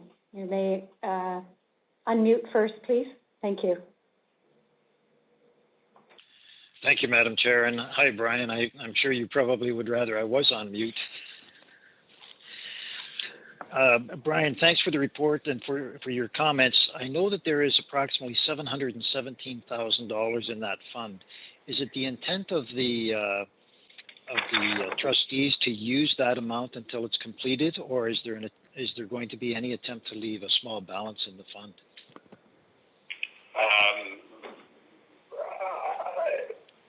I'm simply the chair of the committee and would not want to speak for everyone on the committee. I think the intention is to try and maintain the fund for as long as possible. I simply want to take off any constraints that there might be in respect of the scope of its use. Thanks, Brian. Okay. Wait there, Brian. I've got now Councillor Reid to speak to the item. Councillor Reid, please. Thank you. Thank you very much. Through you to Mr. Law. I know that this is a endowment fund, so I'm assuming that it's a legacy, that some of the monies has been a legacy from some person who has died, or am I incorrect in that? You're incorrect. Essentially, the city and the YMCA wanted in the early 2000s to support the youth fund. A critical component of the youth fund was that it simply be open to any young person who wanted to come. So there are no fees involved. The city wanted to make its contribution over time. Made contributions of about $200,000 or $250,000 over the course of 5 years. The YMCA put in a similar amount of money. There was nobody else. There have been people who have contributed to the assets of the foundation, but not to the youth fund. So it is an endowment fund only in the sense that the city and the Y back in the early 2000s agreed that that sum of money would stand in place over time and be used to support the youth fund. The vast majority of the costs of the youth fund or the cost of the youth center over the last 15 years have been borne out of the resources of the Y. So further to that, to change this fund to me is a very serious matter, and I want to make sure that whatever decision we make, that we've thought about it very carefully. And I worry about if we deplete this fund, then what will happen to our youth program? I mean, it's kind of like looking at our reserve funds of the city, when we run out of the reserve fund, then, we have to go back to the taxpayer, right? You would have to fundraise in order to continue with the youth program. So I do have a concern. So I'm wondering how your organization is going to deal with that concern of making sure that a youth program continues, because I believe it's a really important program for our community. Councillor, we agree. It is a very important program. In essence, what the Y does is it uses the income from this fund to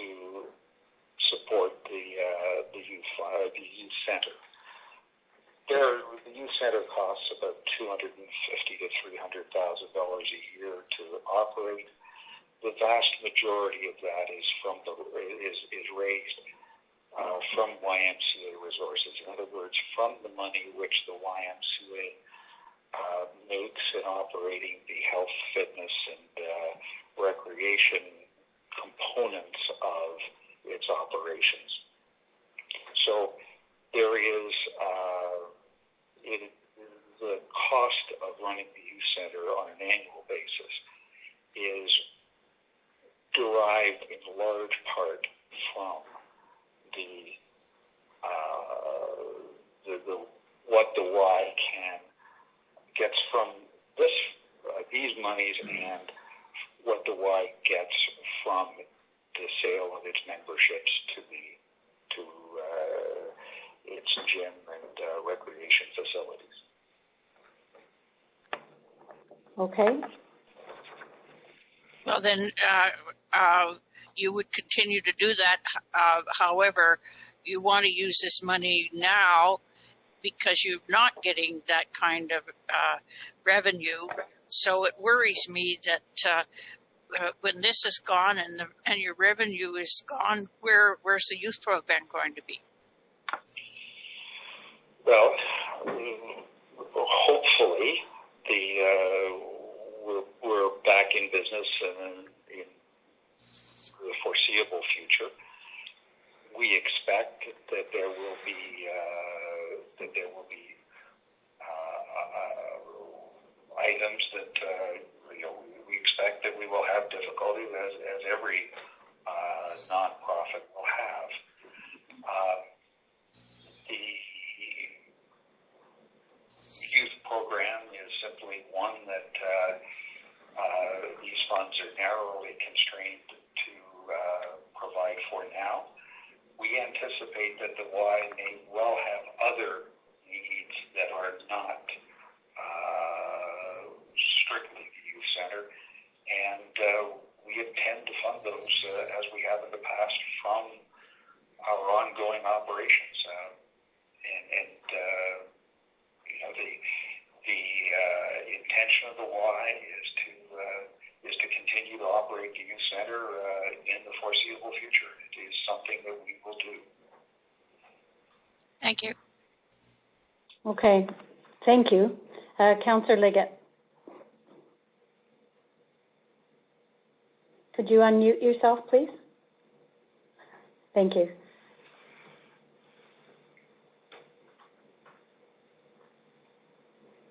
Just waiting for her to unmute, Brian.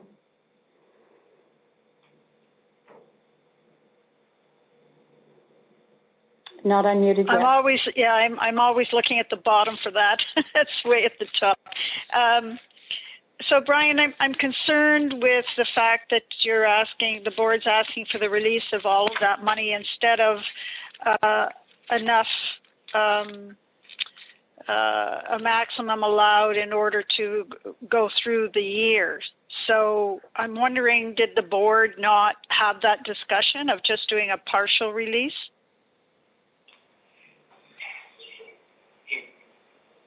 In many respects, we don't know what it is that the Y will be facing.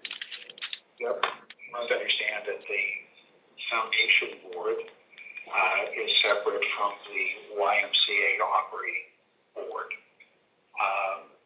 We don't have specific requests as yet. We don't have specific plans for the use of the money as yet. We do anticipate that the Y will require a variety of components beyond the youth center, and it is important to us that the board of trustees have the ability to deal with those needs as they arise. So it's not just a question of keeping the youth center open; it's a question of keeping the Y open. It's not to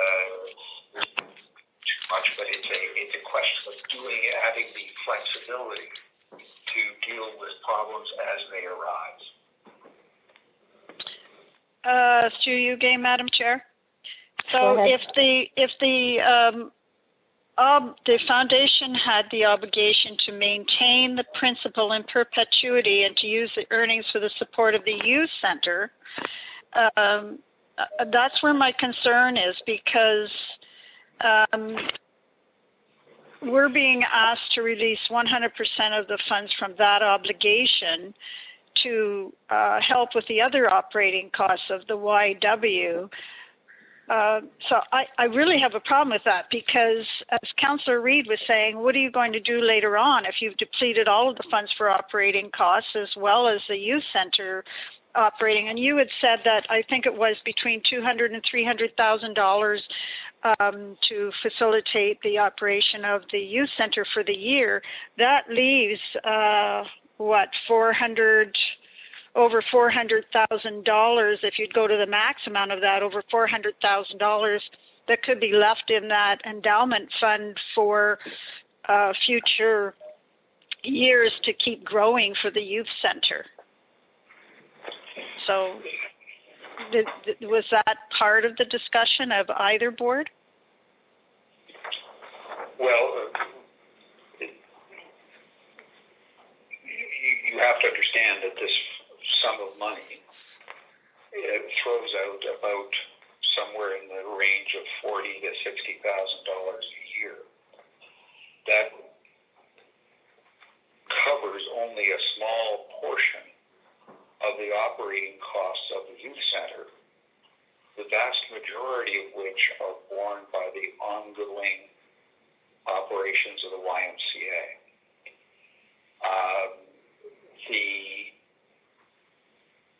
restrictions that are placed on the fund by virtue of the requirement that we hold the sum in perpetuity and that we only use it for youth center purposes mean that when we have to look at all of the operations of the YMCA, the health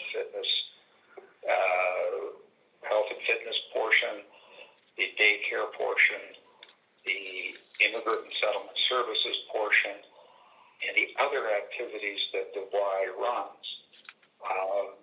The non-youth center portions may have important needs in the face of the current situation, which we could not use these funds to address unless there's changes made to the endowment or to the endowment. Madam Chair, follow up to that? Please, go ahead. So you're not just asking, I see, you're not just asking, and that's in the documents, for the release of the funds to be utilized 100%. You're saying the whole principle of the endowment fund, which was strictly donated for youth activities, just to take away that, the whole principle of the fund.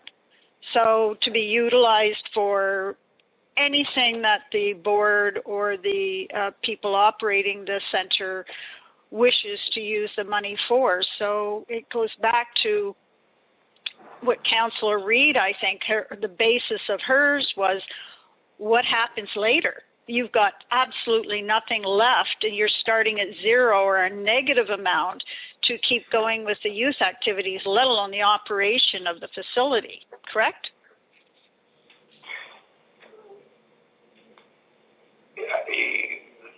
That is a possibility, but you must understand, firstly, that the board of the foundation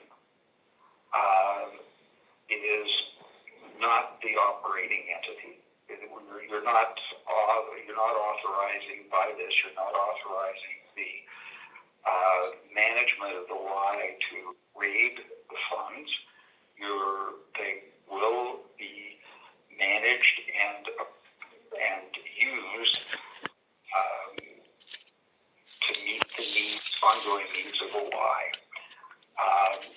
They can be, if council grant the request, the needs of the Y, broadly speaking, can be addressed. What happens when we run out of funds? Look, the vast majority of the costs of the operation of the youth center have been met out of the operating income and profit, but operating income of the Y. It's the Y's intention to continue with the youth center for the foreseeable future. The request is being made to, in order that the needs which may arise in the immediate future, which are almost unfathomable, can be addressed. It seems difficult to accept that the Y might have serious and immediate needs, have the cash investments, but not be able to meet those needs because of restrictions on the funds. So, look, for 15 years, this has been an arrangement which has been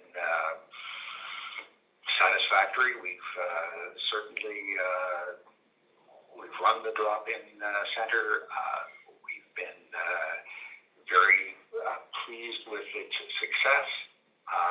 We have supported it, but the range of issues which we anticipate will be coming at us makes it wise for us to ask for the restrictions to be lifted. Again, I come back to it is still for the best interests of the YMCA in Cambridge, and it is there is still a board of volunteers that are to be managing and determining those best interests. Okay. We'll move forward then to Councillor Devine. Councillor Devine? Yes, thank you. And through the chair. I can sympathize with the YM for sure, but if we take a look back, my understanding is this was set up as an endowment fund in 2003, and the criteria laid out here was relatively strict. And the city put in, my understanding, is $250,000. So, and then there's this was something that was set up in 2003. I mean, we've often talked about youth, and we talked about the Icelandic model for youth. Well, this was put in for proper intentions, and Councillor Reid hit it on the head. Where are we going to be in the future? My own personal opinion is this fund was set up properly. It was set up with proper intentions. It was set up with youth in mind for the city of Cambridge, and the YMCA has done a great job of looking after this program. I don't see a need for change at this time. It's something to say that 2, 3, 4, 5 years from now there could be changes made, but I don't see a change required at this time. Thank you. Thank you. Councillor Mann, you have your hand up there. Thank you, Madam Chair. I do. And Brian, much along the lines of the other comments that have been made, what's the impact on the YMCA if we maintain the balance of $250,000, which was what was initially provided by the city, and that gives $467,000 to the Y to use, but maintains that base, or in my mind, a rate stabilization for future growth. And so I would look at that and say that would be more appropriate than taking the entire fund. Why don't we just keep that base and use the rest of it as needed?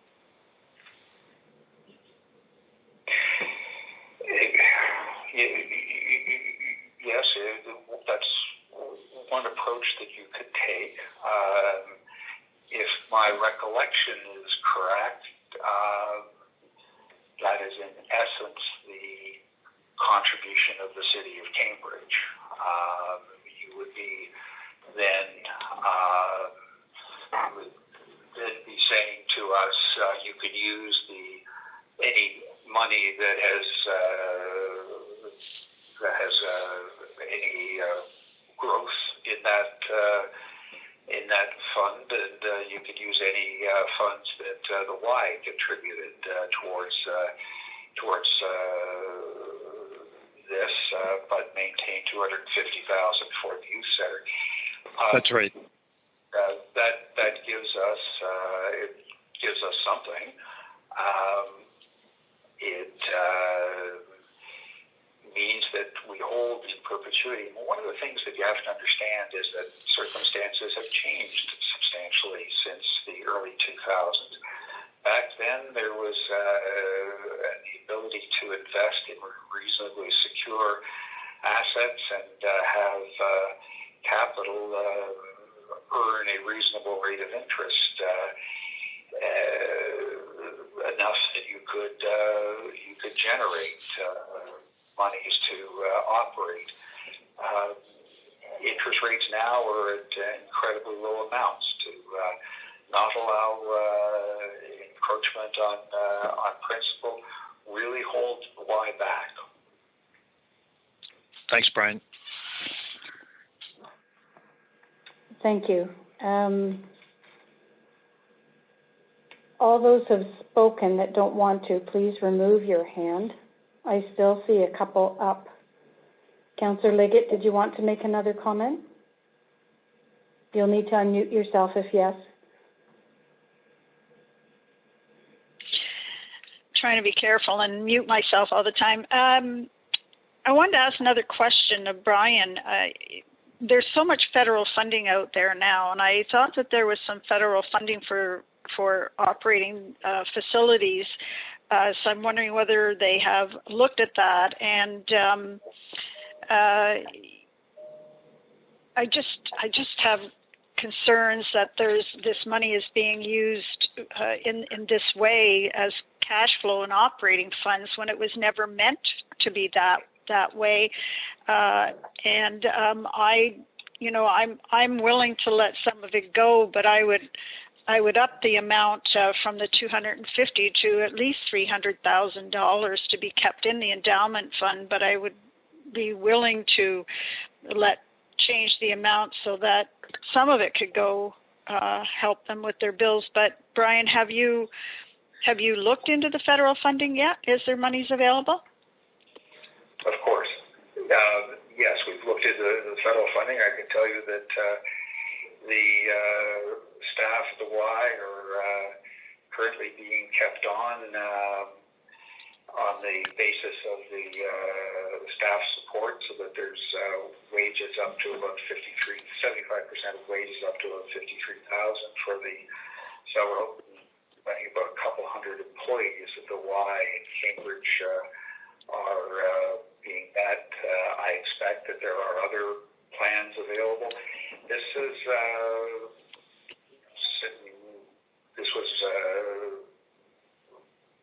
not meant to be the only step that is taken, and certainly the foundation board, I would anticipate, again, I can't speak for them, they have not made a decision yet, but I anticipate that there would be significant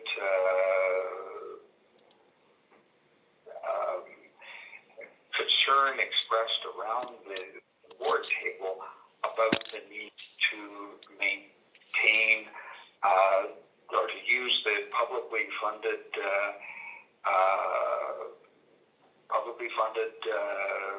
resources and to use these funds only as a backup. I should also point out that members of the Y, about 10% of members of the Y have allowed their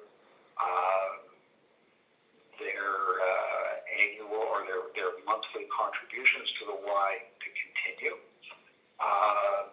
in order to support support the Y during this downturn, notwithstanding the fact that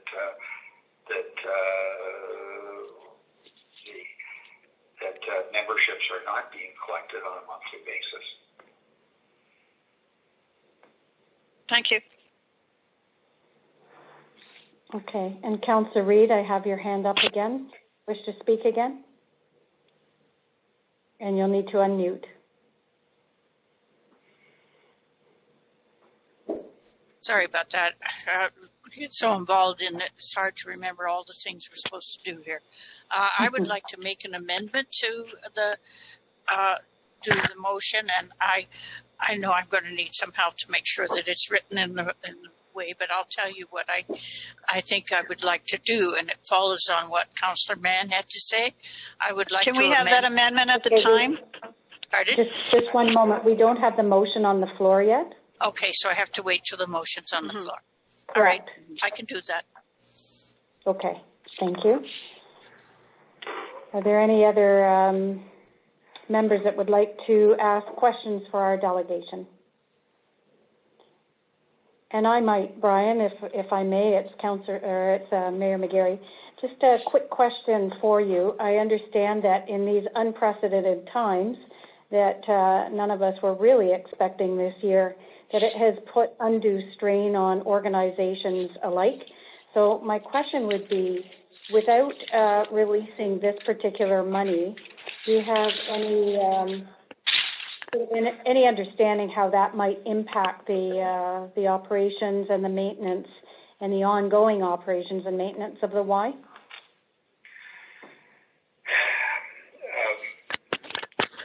All I can do is point to the fact that the Y is fundamentally shut down. You have health, fitness, and recreation shut down, child care shut down, the youth center is shut down, immigrant settlement services. So basically all sources of income are essentially gone. Now, I am not able to speak to it other than that. Okay. And I am not aware of the complexities of the impacts of that shutdown that have all happened within the past month. My involvement with the Y has been long-standing, and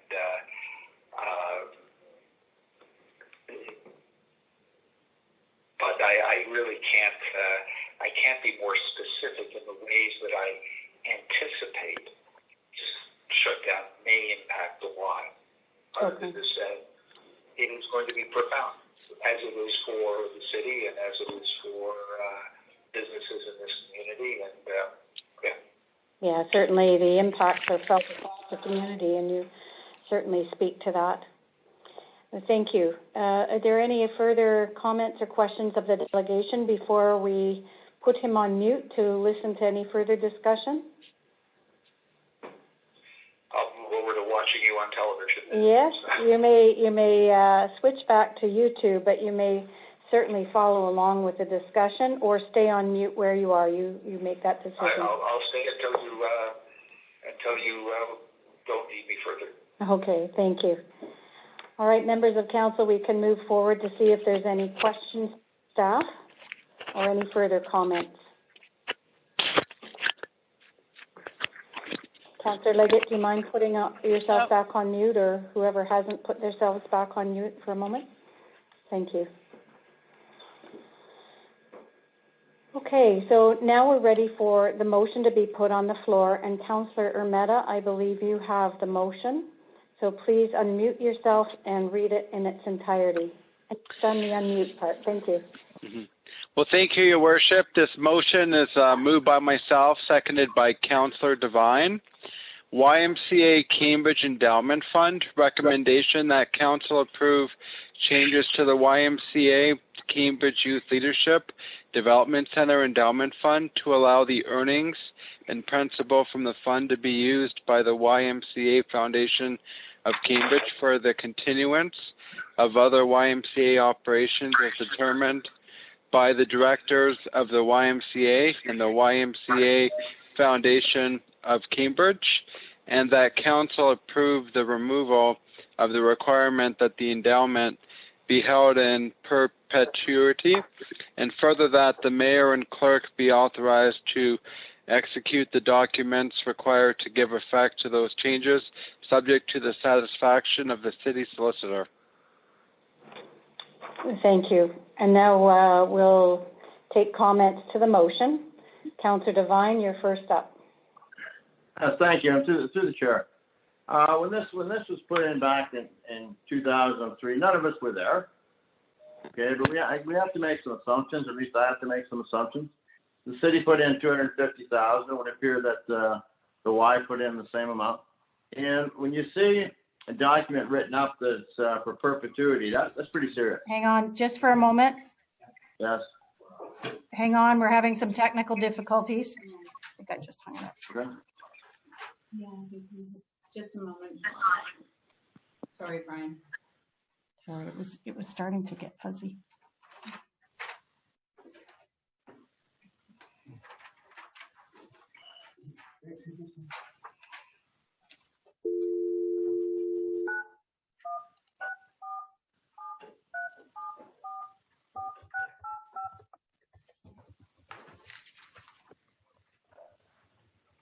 Welcome to Zoom. Enter your meeting ID followed by pound.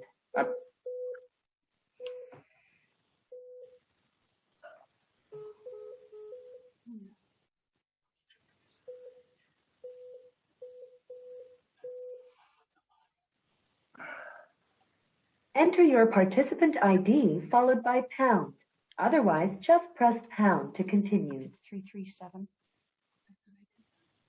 620. You are in the meeting now. There are 18 participants in the meeting. This meeting is being recorded.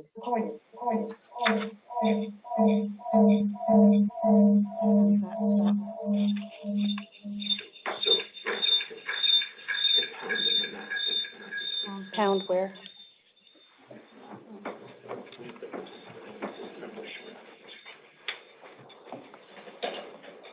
May I jump in? Just an ID back. 337.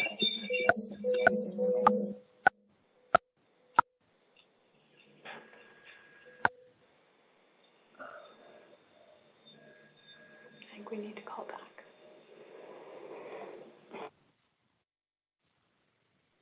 Okay, we're off. We're going to call back in.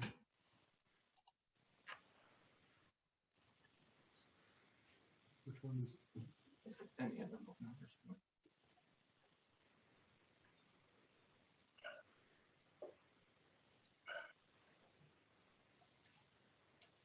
Call cannot be completed as dialed. Please.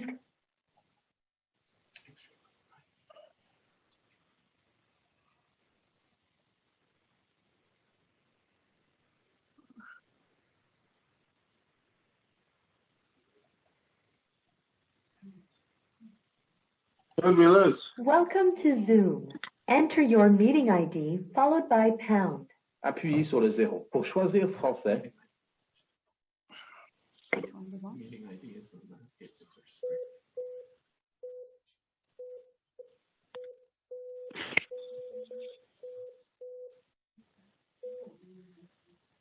And then you want my meeting ID? Enter your participant ID followed by pound. And Otherwise, just press pound to continue. 337 620 pound. You are in the meeting now. There are 17 participants in the meeting. This meeting is being recorded.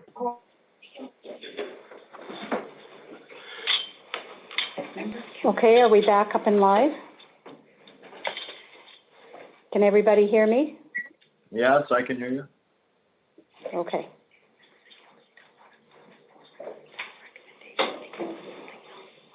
Hang on just for a second.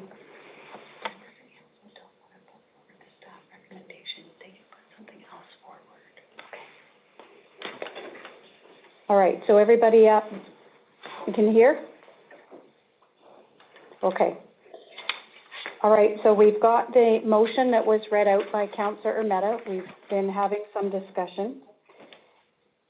And if somebody else wanted to put forward a recommendation, that's also possible.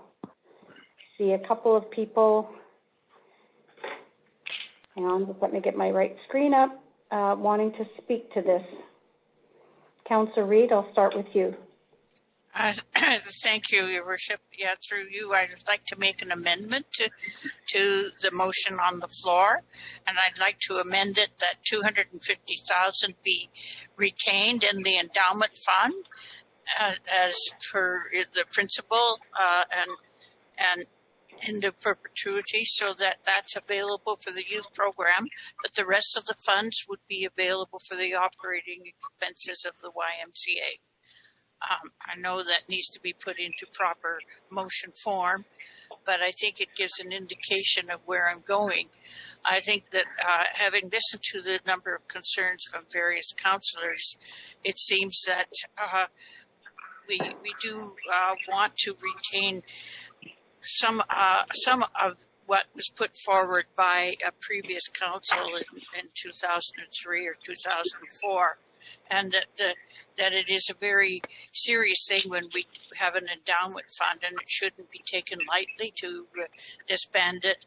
And my concerns that I raised before about the fact that when it's used for operating, it's gone then, and you can't ever get it back. So I would like to retain some of that endowment fund.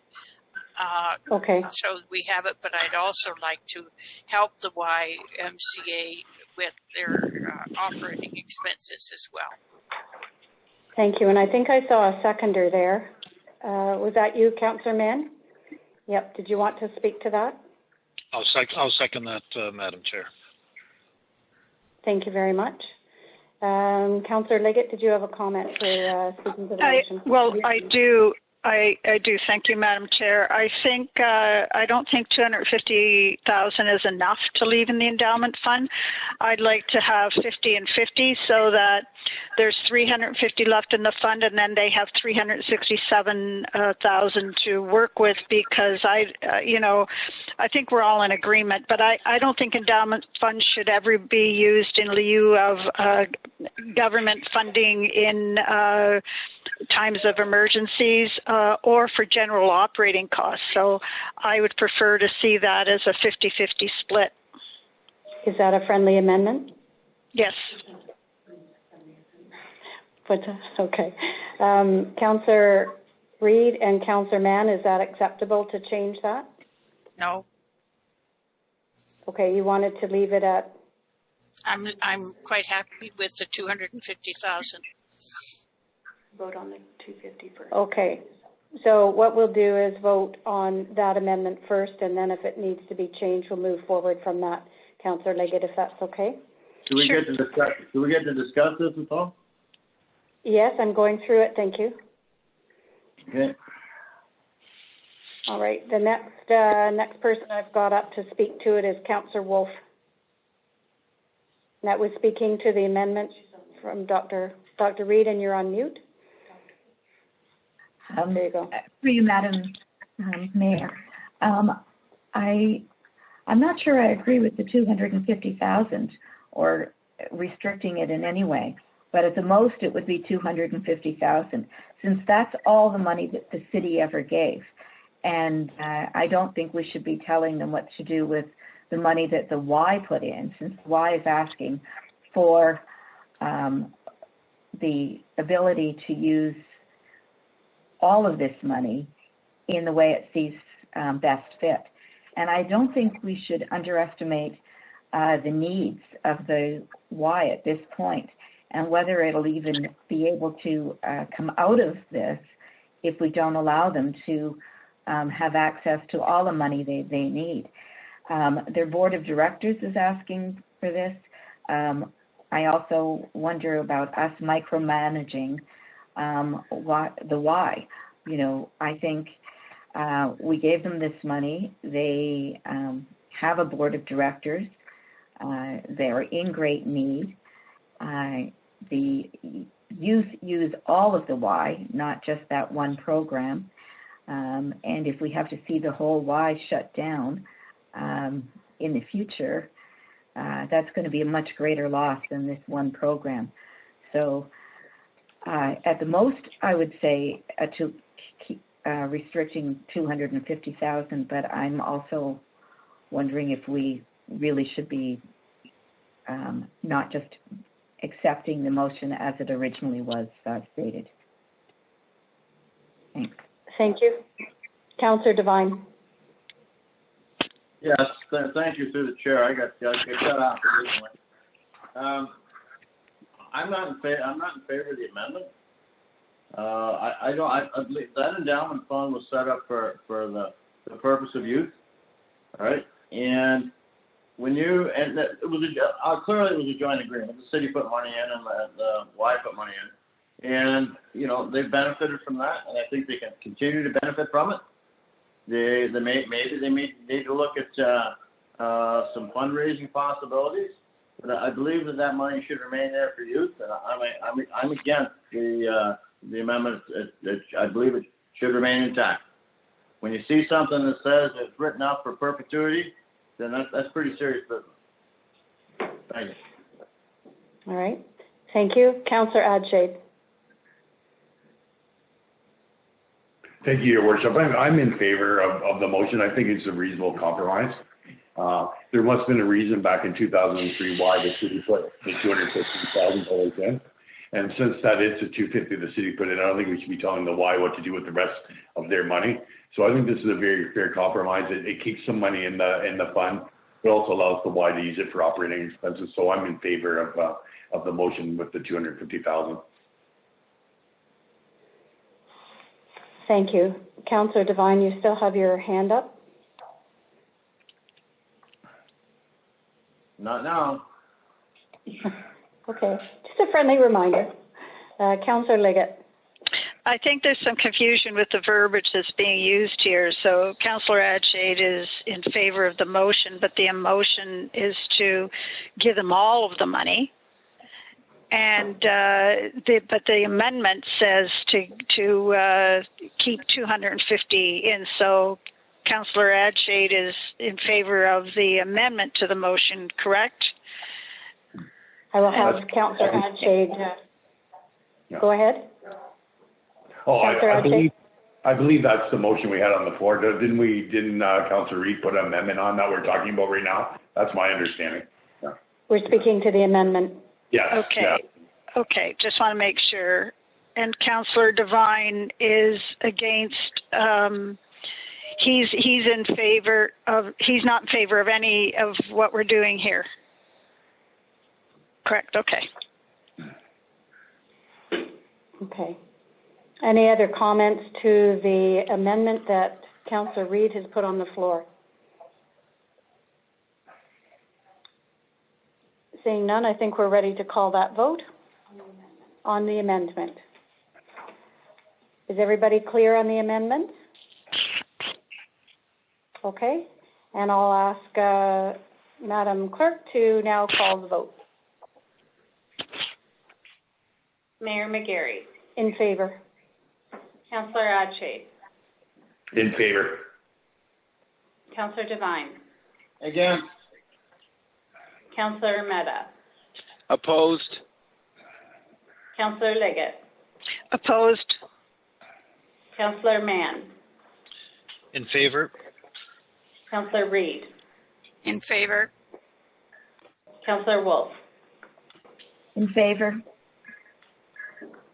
And that carries. And that carries.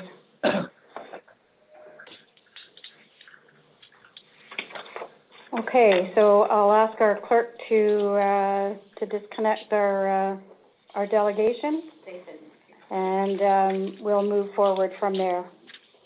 We are going to be now moving into closed section for the next portion of this agenda. Hang on, can somebody put themselves on mute? You go back to the main motion. Yeah, sorry, we need to go back to the main motion. And we're voting on that one? You are. Oh, okay. Portion of it that you have to. Okay. Vote on just the portion about the agreement piece.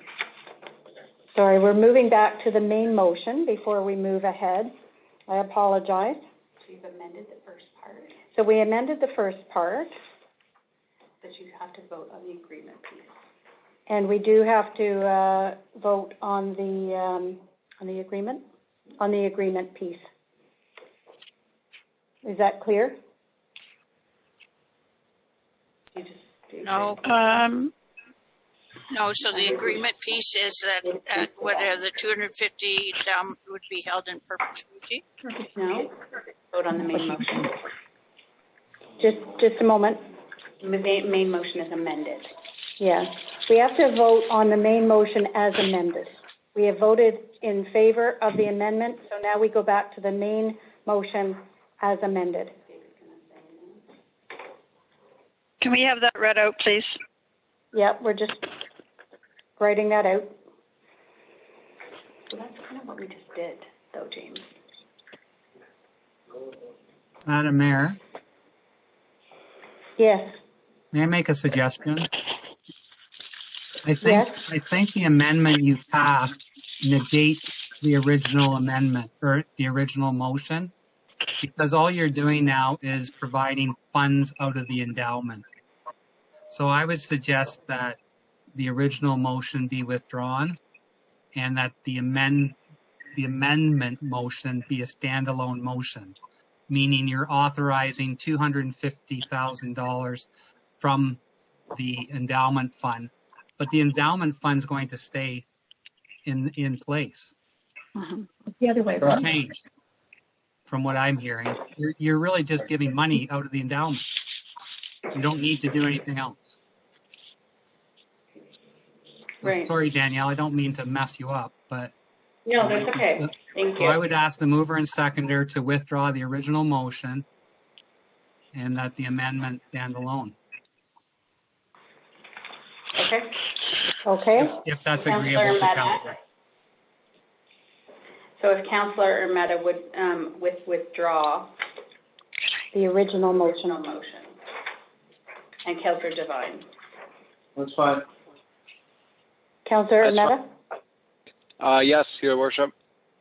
you're withdrawing the main motion or the original motion. Okay. Thank you. Yes, thank you. Thanks very much. So that will stand. Okay.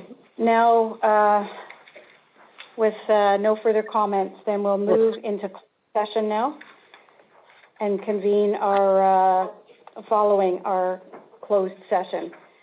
And I see a number of hands up because I think everybody needs a break. Is that what you're asking? Yeah, so we'll return in 5 minutes. Okay, we're back on record, and we'll be requesting to move into closed section for this next portion of the agenda. And Councillor Liggett, you have the motion. Please read it in its entirety. Moved by myself, seconded by Councillor Mann, that in accordance with Section S239, 3.1C and D of the Municipal Act 2001, Council may convene in closed session to consider the following subject matters. 1, educating or training members of council, local board, or committee IMS emergency management overview. 2, a proposed or pending acquisition or disposition of land by the municipality, potential property negotiations.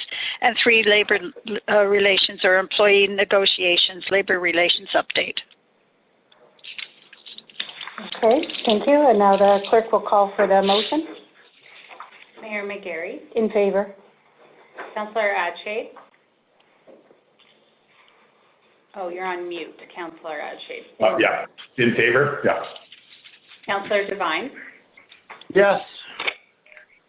Councillor Mehta. In favor. Councillor Liggett. In favor. Councillor Mann. In favor. Councillor Reid. In favor. Councillor Wolf. In favor. That carries. Okay, thank you. And now we'll move into closed session. Councillor Rice in closed session. Motion moved by myself, seconded by Councillor Reid, that Councillor Rice in closed session and reconvene in open session. Okay, thank you. And we'll have the vote called by Madam Clerk. Mayor McGarry. Aye. Councillor Adshafe. In favor? Councillor Devine. Aye. Councillor Meta. Aye. Councillor Liggett. Yes. Councillor Mann. In favor? Councillor Reid. In favor. Councillor Wolf. In favor? And that carries. Thank you very much. Well, welcome back to our public session. During our closed session, discussions occurred amongst council members pertaining to the IMS emergency management protocols, and council also provided direction to staff related to a potential property negotiation. And we've had the motion to rise from closed session. So we'll now go to the induction and consideration of bylaws. Councillor Wolf, I believe you have the motion for introduction and consideration of bylaws. Please read that in its entirety. Through you, Madam Mayor, moved by myself, seconded by Councillor Emeta, being a bylaw of the City of Cambridge to appoint municipal law enforcement officers and parking enforcement officers. Good. Are there any questions or comments? Seeing none, I'll ask our clerk to call for the vote. Madam Clerk. Mayor McGarry. In favor. Councillor Adshafe. In favor? Councillor Devine. Aye. Councillor Meta. In favor? Councillor Liggett. In favor. Councillor Mann. In favor? Councillor Reid. In favor. Councillor Wolf. In favor? And that carries. And that carries. Thank you. So at the February 18th council meeting, Councillor Liggett provided a notice of motion to be brought forward at the March 17th council meeting for the following motion. But as you know, this meeting did not proceed. Therefore, it has forward today. Councillor Liggett, will you read the motion in its entirety, please? Thank you, Madam Chair. Whereas there is a moved by myself, and I'm sorry I don't have a seconder, so could I have a seconder, please? Thank you, Councillor Mann. Thank you. Moved by myself and seconded by Councillor Mann. Whereas there is a failure of our overall drug and addictions policy and strategies to provide for adequate, timely, and sustainable detox and addiction rehabilitation programs in a safe, supportive environment.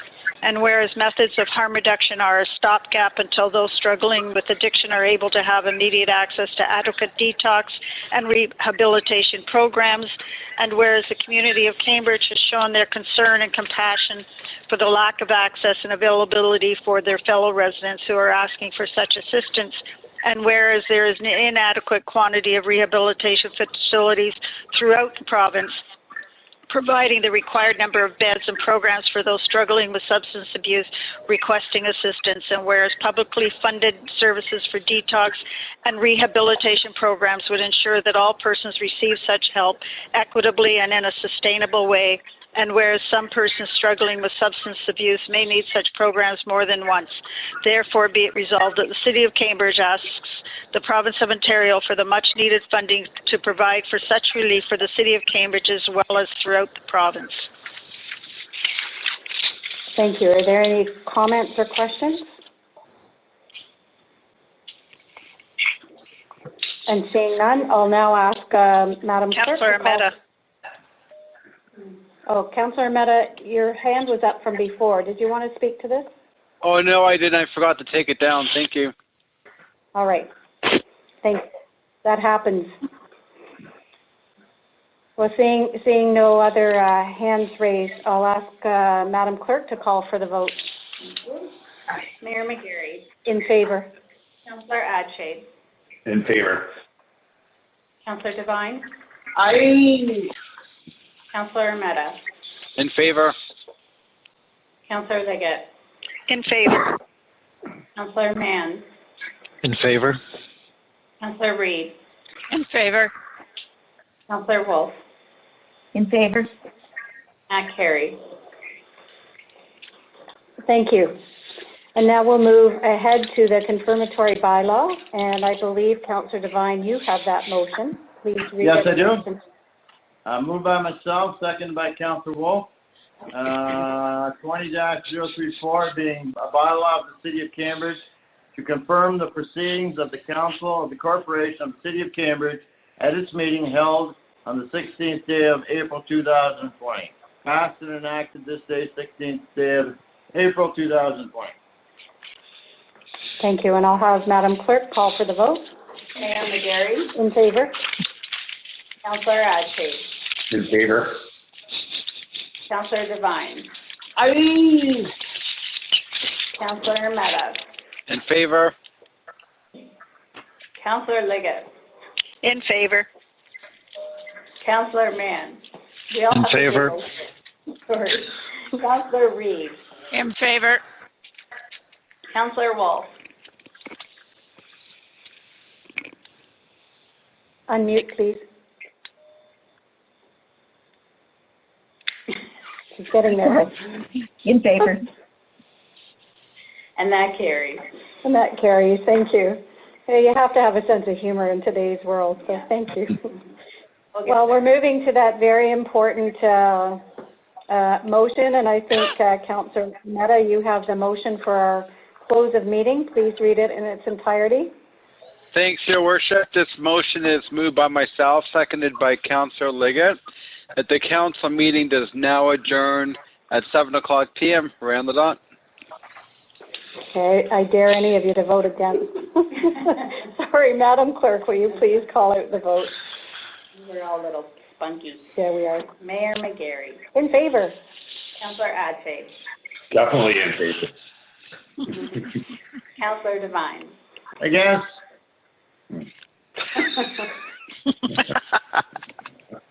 Really, you want me to do this? Councillor Meta. In favor. Councillor Liggett. How many votes are left to make this fail? In favor. Don't do it. In favor. Councillor Mann. In favor. Councillor Reid. In favor. Councillor Wolf. In favor, but I did have an announcement from the library to add. Too Can late. I say that carries and then you can do it? All right. We had our library board. Wait 1 second. Wait, I didn't Just say one it. moment. That carries. That carries. Now you can say it. Thank goodness. Go ahead, Councillor Wolf. We had our library board meeting today, and I promised that I would let the public know that both the 3D printers and sewing machines from the old post office, ID Exchange, are being well used at this time. Staff are using the 3D printers at home to make the headbands to hold visors and a plastic piece worn at the back of the head to hold face masks. These pieces are taken to Inksmith where they are sanitized and assembled and then distributed to local hospitals by volunteers. Staff are using the sewing machines to make scrubs and masks for Cambridge Memorial Hospital. As well, we have staff available on a chat line Monday to Saturday from 10 a.m. to 5 p.m. and Sundays 1 to 4 to answer any questions on how to use our online services. So use your libraries, they're still open in that respect. Did you say library? Library and Society Exchange. That's Mike, library. Library. I heard library. I heard it I too. did say ID Exchange. Yeah, but we heard library only. Well, thanks, everybody. Here, right? Wash your hands. Practice Yes. physical distancing. Thanks for joining us. Take care, everyone. Good night. Good night. Good night. Good night.